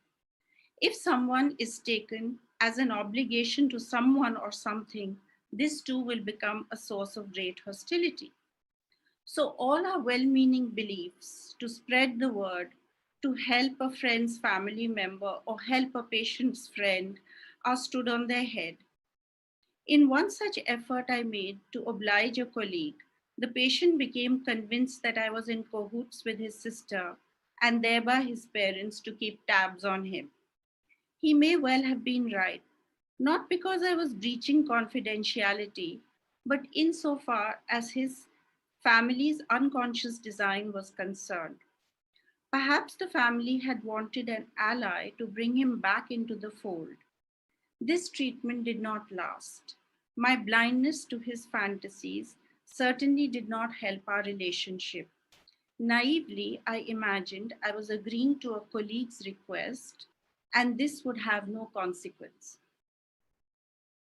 Another instance I am thinking of was a patient who passed on the number of her therapist to her friend, an everyday occurrence. This patient was a very quiet, docile woman who spoke so softly that the therapist could not hear her. The patient she referred turned out to be violent, homicidal/suicidal. The latter treatment did not last. In a subsequent session, the therapist felt decimated by her old docile patient in a way she could not understand. She could not understand because the verbal exchange had been very civil. But when we discussed this later, it emerged that the patient had referred a violently rejected part of herself, and this was really her way of bringing that into the transference. However, when this violence could not be tolerated, in the analysis, the original patient had no choice but to bring it to my colleague. This was a strange, uncanny experience for both of us to observe, and it made me retrospectively aware of many such referrals that I had failed to observe analytically. Is it possible that when we choose, we decide based on people's symptoms? Are we put off by their symptoms? Too aggressive, too boring, too psychotic? I remember being caught by John Steiner's mention, that considering that we are psychiatrists and psychoanalysts, we actually hate psychosis and are always wanting to get rid of it. We unthinkingly encourage our patients to go to psychiatrists so they can take pills that suppress their symptoms and make it easier for us to deal with them. How many times may this have influenced our work with our patients? Which patients do we refer out? At the beginning of my career, I was quite eager to start. I recall wondering if certain colleagues were dumping the undesirable patients on me. Equally, it must be said that there were the generous colleagues to whom I had, thanks to whom I had patients who I felt were good patients. What or who then qualifies as a good patient? These very questions of our culture become a lot more intense when we have students who come to us with stated and unstated hopes of becoming analysts. When we take on somebody who is also interested in training, it is altogether tricky territory. The chances of a pseudo-analysis are greater, as perhaps all my colleagues know. In the case of such patients, what Meltzer calls the preform transference is a lot stronger. He describes the preform transference as that which has gathered its expectations from literature, films, friends' accounts, and we may add culture here. It is generally either austerely institutional or wildly romantic, and it is set aside promptly when the setting has been clarified.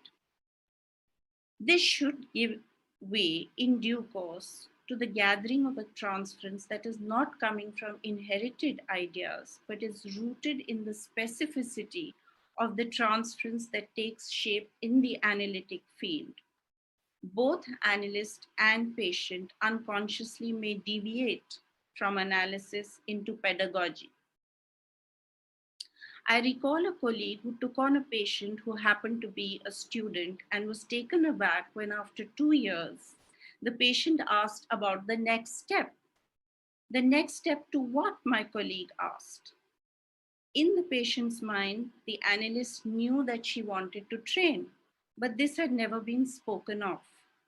This is an instance of omniscience on the part of the patient, of course, but it makes me think that this is one of those unstated aspects of the transference which we may, I certainly feel this is true for me, fail to address, as it may never present itself till it actually does. Analysts may find the pressure of such unstated and even stated hopes quite intolerable or even offensive. They may also develop a mentor-like relationship with their trainees. In the latter case, there may be areas of omnipotence, as when analysts have any relations outside the analytic arena. These could be seemingly innocent areas like sending readings, suggesting possibilities for doing better analysis, etc. Many of these interventions in the external life of our patients may come from unanalyzed areas of our mind.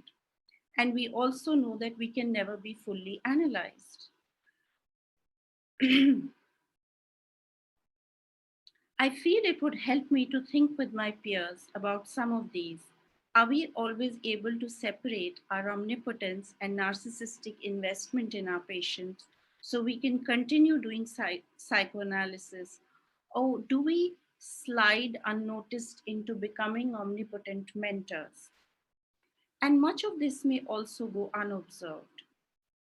And it is, of course, not so much about dispensing with this as it is to do with bringing them into the realm of the transference.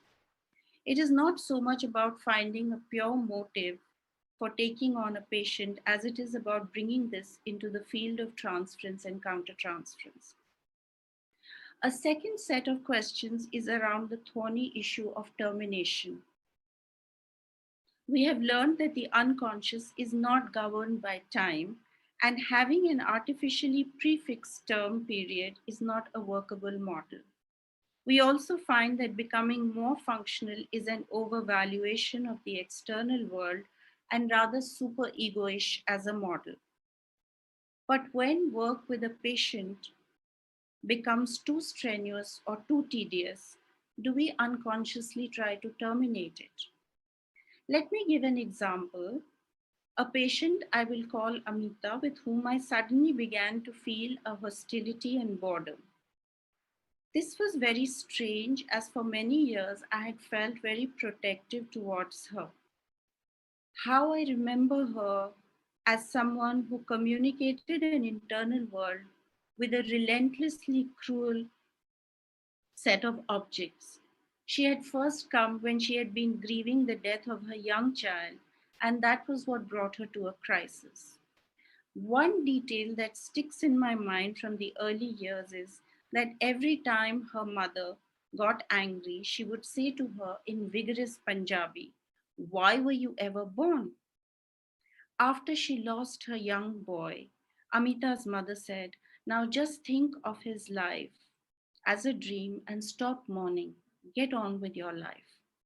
The sessions would be mostly a litany of indescribably cruel and yet repetitious events in her week.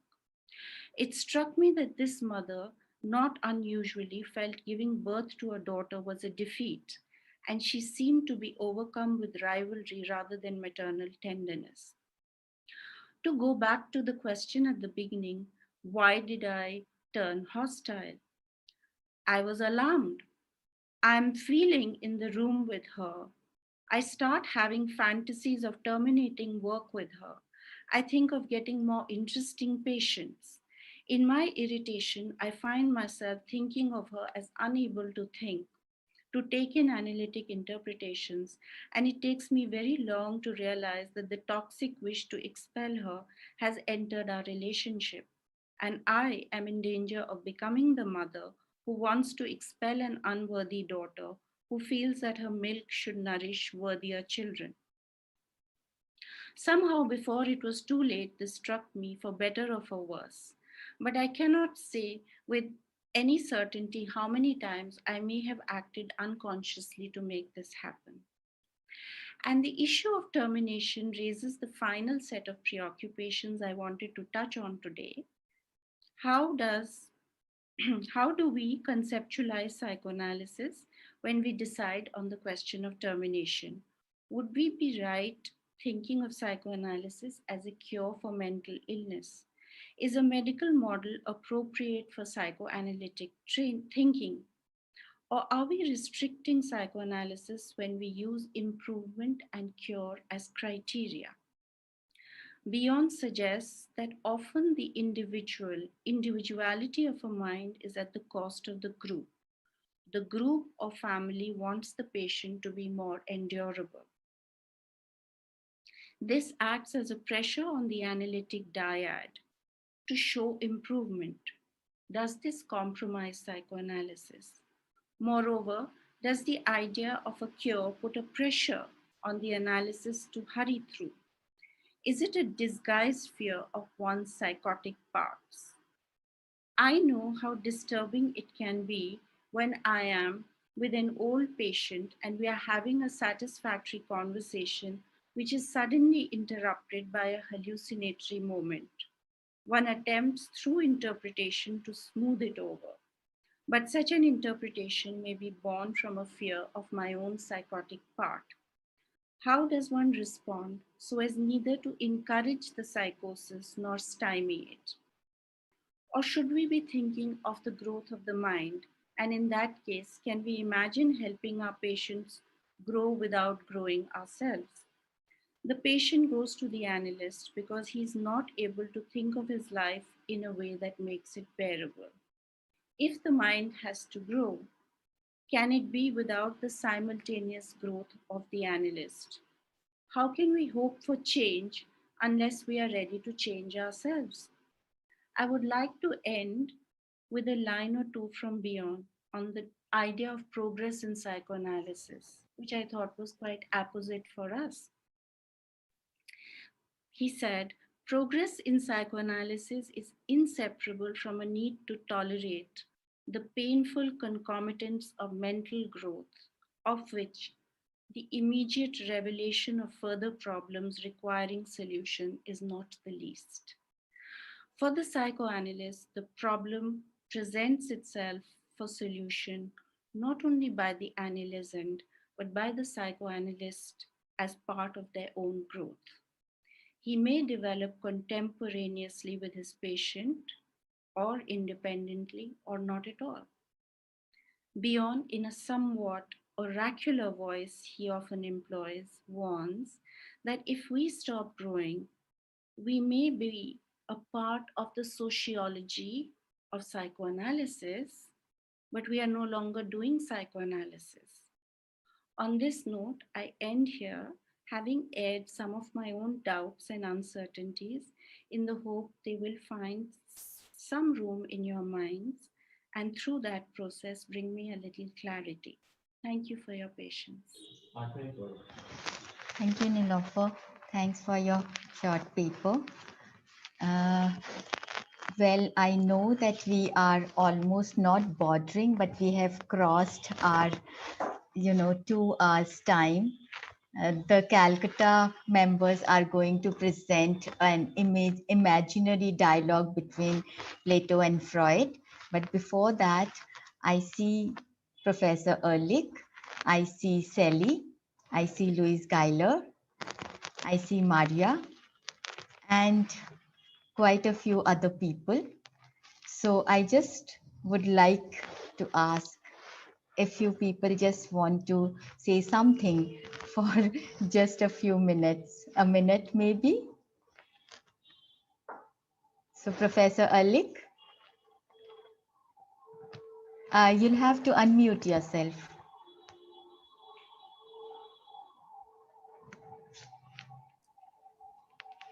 Yes, thank you.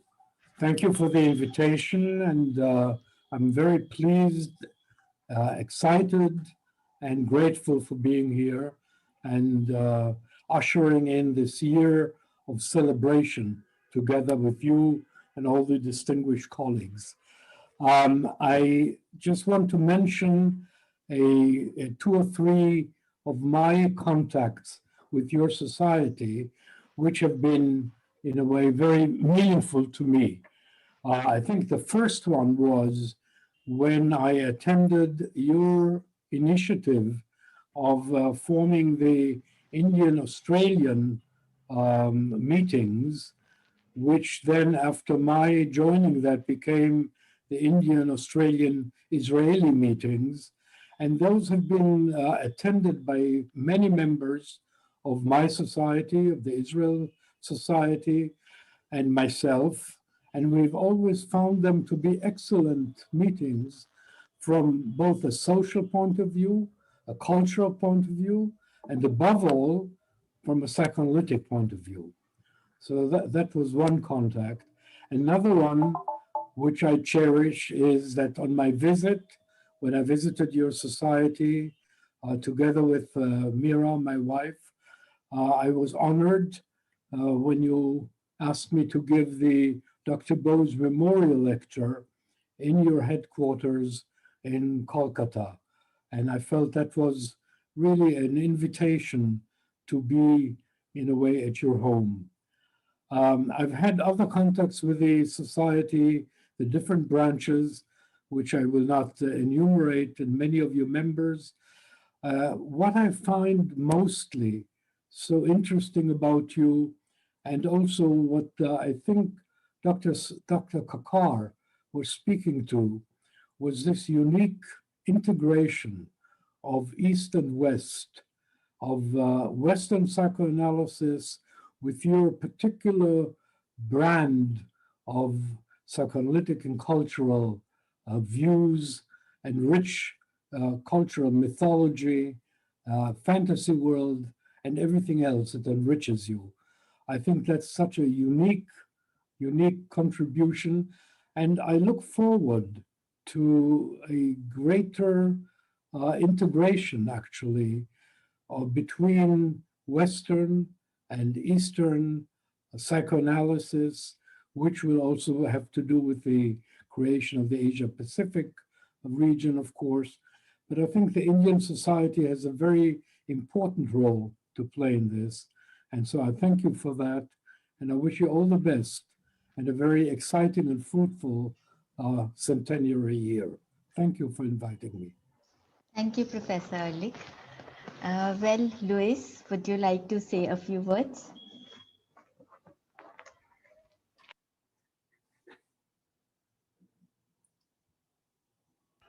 Louis, you have to unmute yourself. All right. Yeah. Yeah. Yes. Thank you. Sorry, I wasn't able to unmute myself. Thank you, Bharti. I too feel it's been an honor for me to participate in this inaugural meeting. It's been an absolute pleasure and an insight into the development of psychoanalysis in India. And I look forward to working with you as we plan the Asia Pacific Conference for 2022. And I was thinking, as I was listening to everyone speaking, our conference theme, containing diversity, bridging difference, is so appropriate and so well captures the spirit of the development of psychoanalysis in India. And just to say, congratulations on this meeting, and I look forward with absolute pleasure to meeting you next year. Thank you, Louis. Thank you so much. Well, Sally, would you like to say something? You'll have to unmute yourself.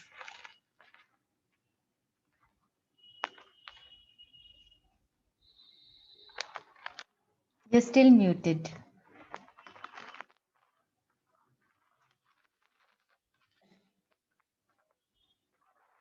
We can't hear you, Sally, because you are muted. No, you'll have to unmute yourself, or you can just type your message. We will read it out. In the meantime, among the guests, did I miss anybody?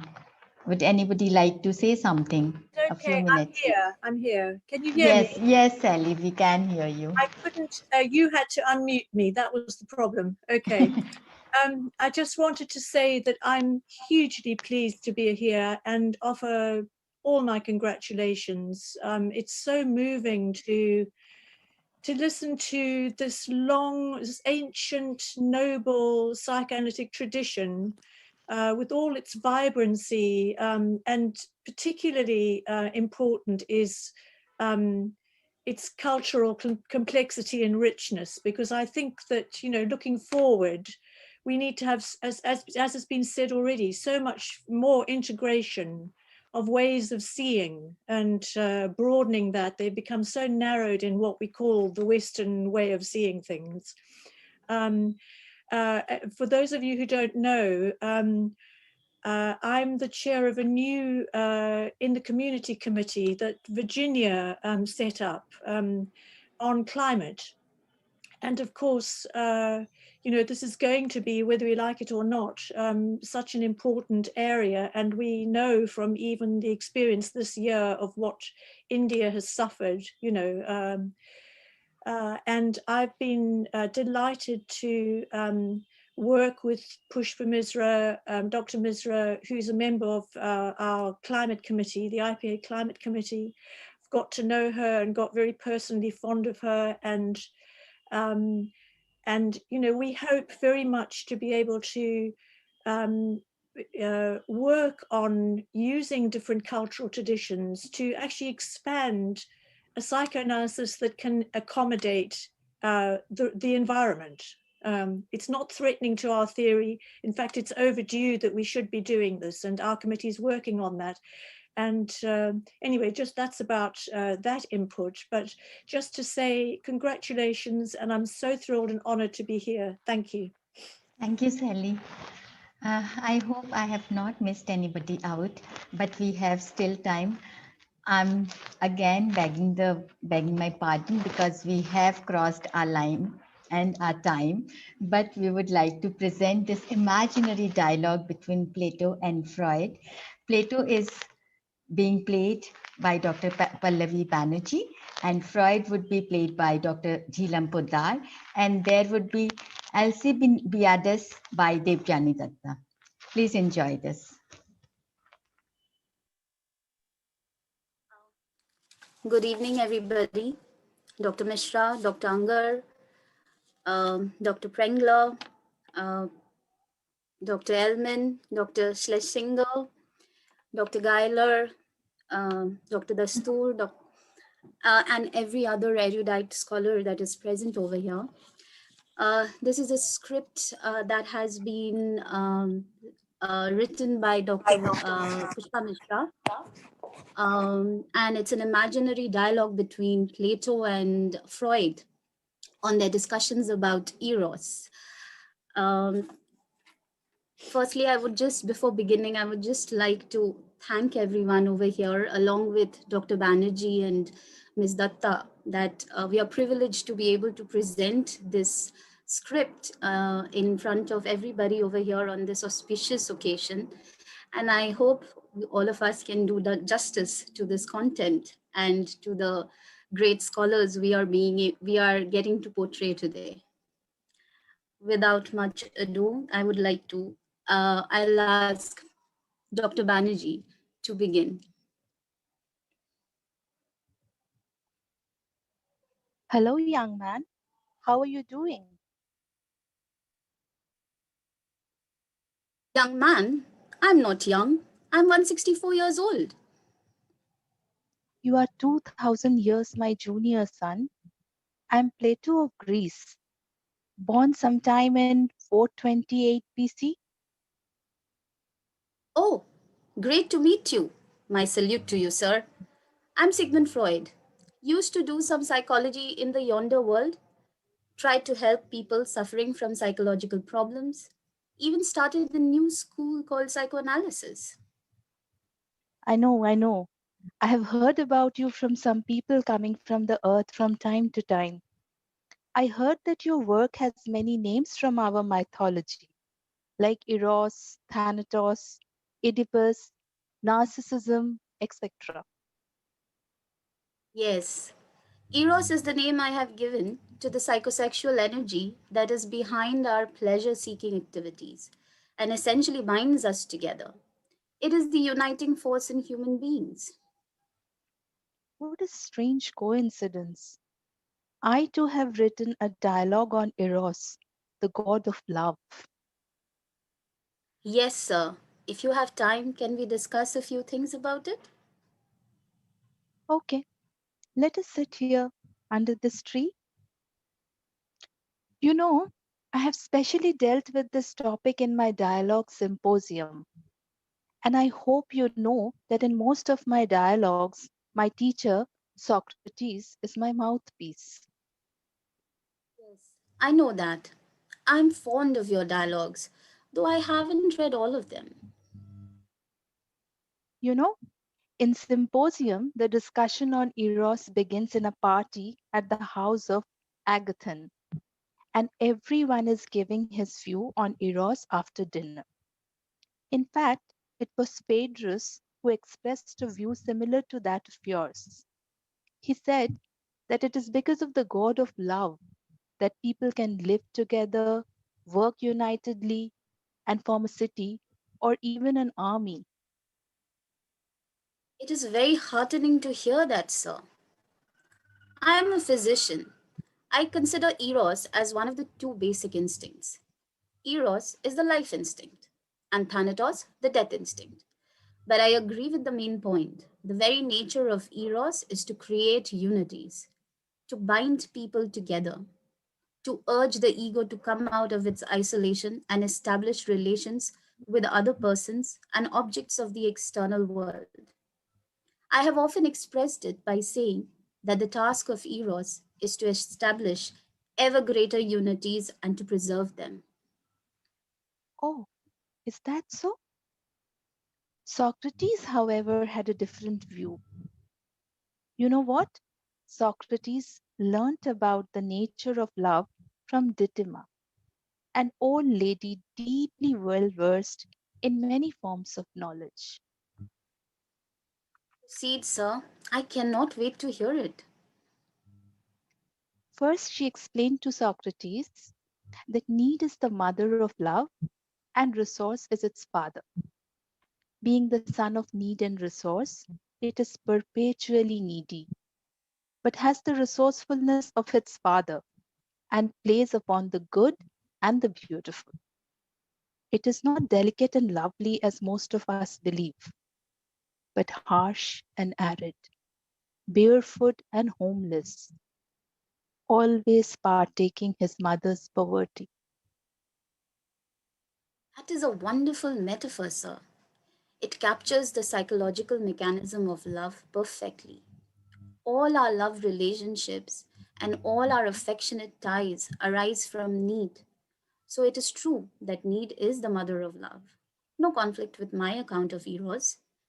I, of course, believe that Eros, or libido as I call it, comes with a fixed quantity in every individual. If you, if you spend more energy on a specific kind of activity, it results in the depletion of energy in other spheres. Does your view say something about this aspect of love? In my dialogue Republic, I think I have said that when a man's desires incline strongly in one direction, they are weakened for other things, as if the stream has been diverted to another channel. So, when a man's desires have been taught to flow in the channel of learning and all that sort of thing, they will be concerned with the pleasures of the soul in itself and will be indifferent to those of which the body is the instrument. Exactly that's what I want to assert. How can there be so similarity in the thoughts of two persons thousands of years apart? Wait, my son, don't be so hasty. I have talked about the ascent of love, a ladder of love, whereby love moves from the lower rung of a ladder to the higher rungs and ends with the love or the knowledge of the ultimate form of beauty or good. Continue, I pray. I have already said that love itself is not beautiful. That is why it seeks beautiful things. And beauty is good. Men want to possess the good forever. The only way they can possess it forever is by being immortal. The only way they can be immortal is by reproduction. So, in the first stage, love is that of a beautiful body, of one body only. But soon one realizes how akin the beauty of one body is to the beauty of other bodies, and that the beauty of soul is greater than the beauty of body. So he cultivates a noble nature. He soon comes to appreciate the beauty of orderliness and harmony manifest in our laws and institutions. From this stage, he passes on to appreciate the beauty of various sciences, of knowledge and wisdom in an unquenchable love for wisdom. It is this that would lead him to the love of the single form of knowledge, the knowledge of the form of beauty, which is the ultimate beauty. Wait a minute. Briefly speaking, the ladder of ascent progresses like this: from love for the beauty of individual body to the love for the beauty of everybody, then to the beauty of soul, and then to the beauty of institutions, and to the beauty of knowledge and sciences. From there, one starts loving the form of beauty or ultimate beauty. Is that correct? You got it, my dear. It seems to me that this is a progression from passion to reason. One begins with love for passion and ends by becoming a lover of reason, leaving passion or emotions behind. The beauty of knowledge, of sciences, and finally of the ultimate form of beauty, all have to be apprehended by reason. So somewhere in the process, you leave passion behind. Well, reason is the guiding principle of life. It has to educate passion and emotion. Doesn't reason have any place in your system? It certainly has. In my system, the id is the representative of passions. But the ego is guided by reason and logic and controls the emotions and passions of the id. And the goal that psychoanalysis sets for itself is where the id was, the ego shall be. So, why do I hear a critical note in your voice? Your system also talks about replacing passions or emotions by reason as its ultimate goal. But it seems to me that in your system, love or eros in its process of progression becomes completely transformed into reason. So I was wondering what ultimately remains of eros in your philosophical system? Well, transformation sure occurs, and a person tries to achieve this transformation in his lifetime, like my master Socrates. And you know what? Towards the end of the party, Alcibiades enters the party and makes certain comments about Socrates in the presence of Socrates himself. Alcibiades and Socrates are studies in contrast. Socrates, an embodiment of love regenerate, and Alcibiades, an epitome of love unregenerate. Enters Alcibiades. Oh, here comes Alcibiades. Come here, my dear. Will you recount to this gentleman what you said about my master Socrates in the party hosted by Agathon? I see you are drunk just as you were on that day. Never mind, Plato. I cannot take my mind off Socrates, and I drink to keep him away from my thoughts. I do not love wisdom, but I love the lover of wisdom, Socrates, and all my efforts to win his love have failed. Tried to seduce him in so many ways, so many times. Went to meet him alone, expecting to hear some of the sweet nothings. Went to gymnasium with him, invited him for dinner, and purposefully made the whole thing so late that he won't be able to go back home. So he stayed back, and we slept on the same bed, me pouring out my heart to him, and I lay there all night, naked, holding him in my arms. Yet, when I got up the next morning, I had not slept with Socrates within the meaning of the act than if he had been my father or my elder brother. Can you imagine my disappointment? And I'm known to be the handsomest man in Greece. And I had a pretty high opinion of my attractiveness. I'm done now, and I must be leaving. Alcibiades is so distraught because he doesn't realize that Socrates has achieved the highest rung of eros. He has acquired the wisdom of the ultimate form of beauty and good, and all other forms of passions mean nothing to him. It seems your eros is more related to the transformation of a person.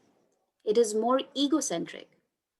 I have high respect for Socrates and your philosophy, but my idea of eros is a little different. I have always considered eros as the pleasure giving force in our personality. It unites us.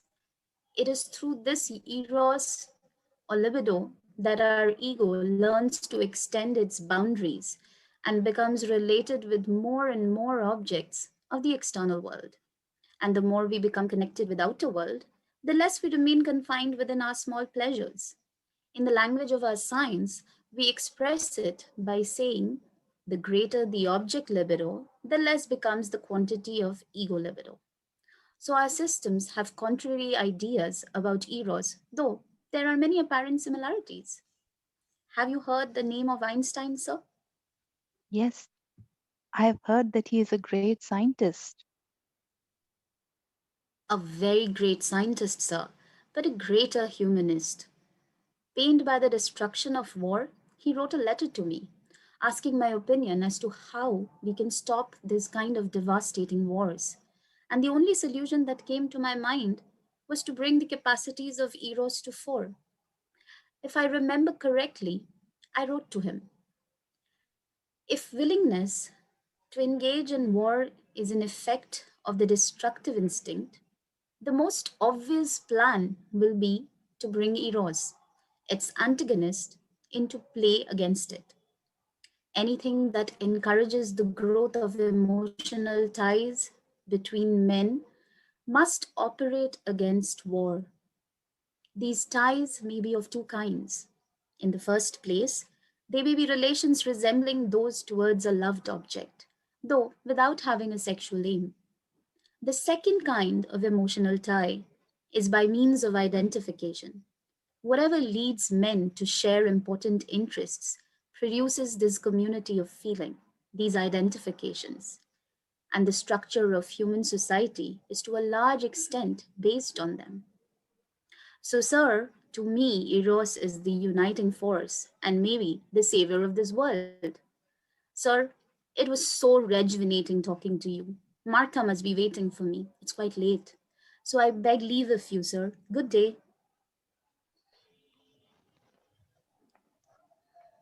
Thank you, everyone. With that, we end our presentation. Thank you. Thank you. Thank you, Jhilam. Thank you, Pallavi, and thank you, Dejani. That was lovely. Well, we are just going to present a video that uh, Dr. Andrew Brooks sent us because he couldn't present himself here. And then we are going to close with vote of thanks, which our Delhi chapter secretary is going to give, Dr. Miss Minima Dastur. Yeah. So just this video, and then we are going to close with vote of thanks.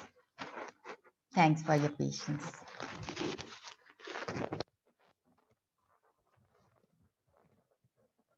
As you have just heard, I'm Andrew Brooke, former treasurer of the IPA, former president of the Canadian Psychoanalytic. Greetings to everyone at this auspicious occasion. Greetings from Canada and greetings from the IPA.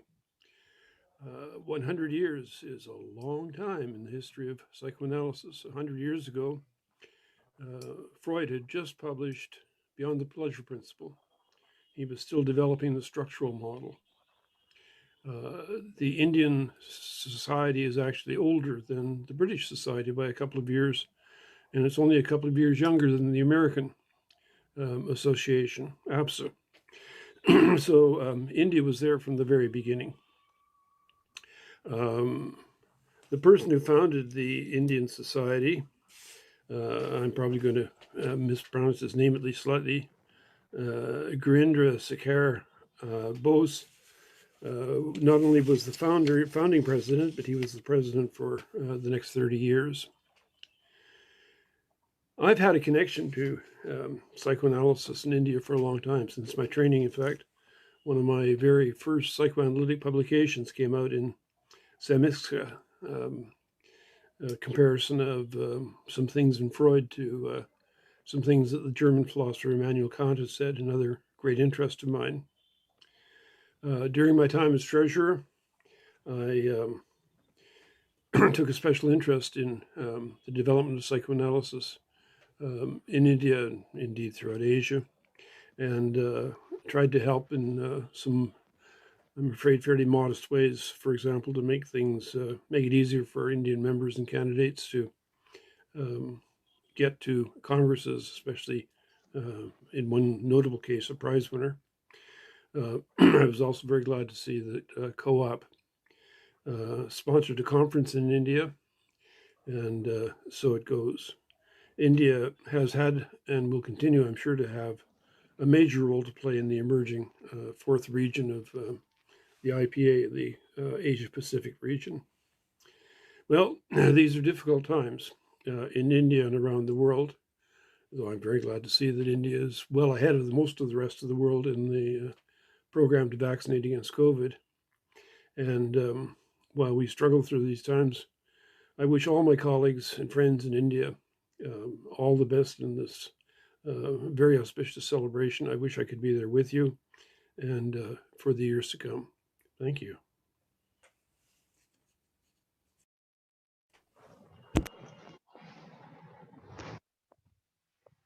Well, may I invite Minnie from our Bombay Society to give vote of thanks.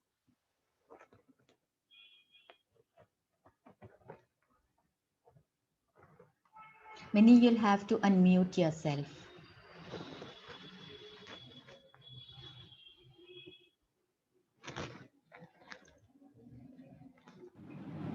Can you hear me now, Bharti? Yes, yes. So many thanks have been said by everyone, and it's been a wonderful presentation. So on behalf of our President, Dr. Mishra, and our Secretary, Bharti Jain, I thank our IPA President, Dr. Virginia Ungar, for inaugurating this very special day for a very significant landmark year for our Indian Psychoanalytical Society. It has been quite a journey for us from the time Dr. Bose corresponded with Sigmund Freud and forged a psychoanalytic link between India and Europe. The IPS has found continuous links with Indian philosophies, myths, ancient texts, and psychoanalysis. In fact, Winnicott used a verse from Tagore's poetry, "On the seashore of endless worlds, children play." This was the prelude for his 1967 paper on the location of cultural experience. Truly, psychoanalysis is the potential space in which peoples in different parts of the world and with different cultures can find a place to play, to create, and to understand each other. Hence, it is very pertinent that the theme of the Asia Pacific Conference this year in 2022 is going to be held in India, and it's around containing diversity, bridging differences.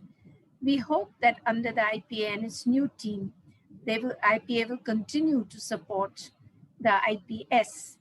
India is a vast country with great diversities and differences, which are often bridged and sadly at times seem hopelessly out of reach. In our own way, in our outreach work, in universities, schools, social spheres, we continue to work for a greater understanding individually and collectively. It's been wonderful to see so many faces, at least on the net, again, which has been possible with technology. Great to see Timothy, Maria Teresa, and I will be totally amiss if I do not thank our past Vice President, Alexandra Billinghurst, who visited us and strengthened our bonds with the IPA.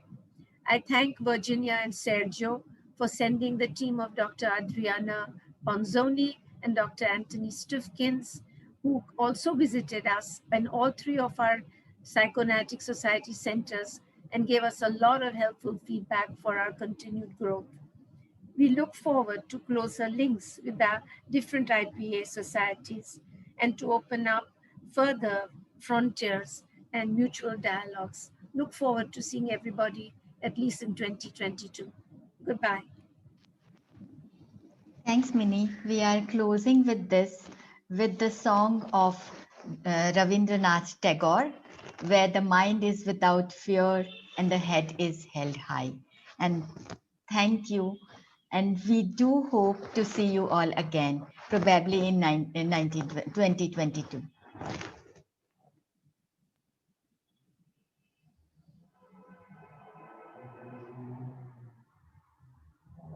We are called to lift up this nation and all its people to that place where the heart is without fear and the head is held high, where knowledge is free, where the world has not been broken up into fragments by narrow domestic walls, where words come out from the depths of truth and tireless striving stretches its arms towards perfection, with a clear stream of reason, has not lost its way into the dreary desert sands of dead habit, where the mind is led forward by thee into ever-widening thought and action, into that heaven of freedom, dear Father. Let our country awake. Thank you. With this, we close our ceremony and hope to meet you again very soon. Thank you all. Bye.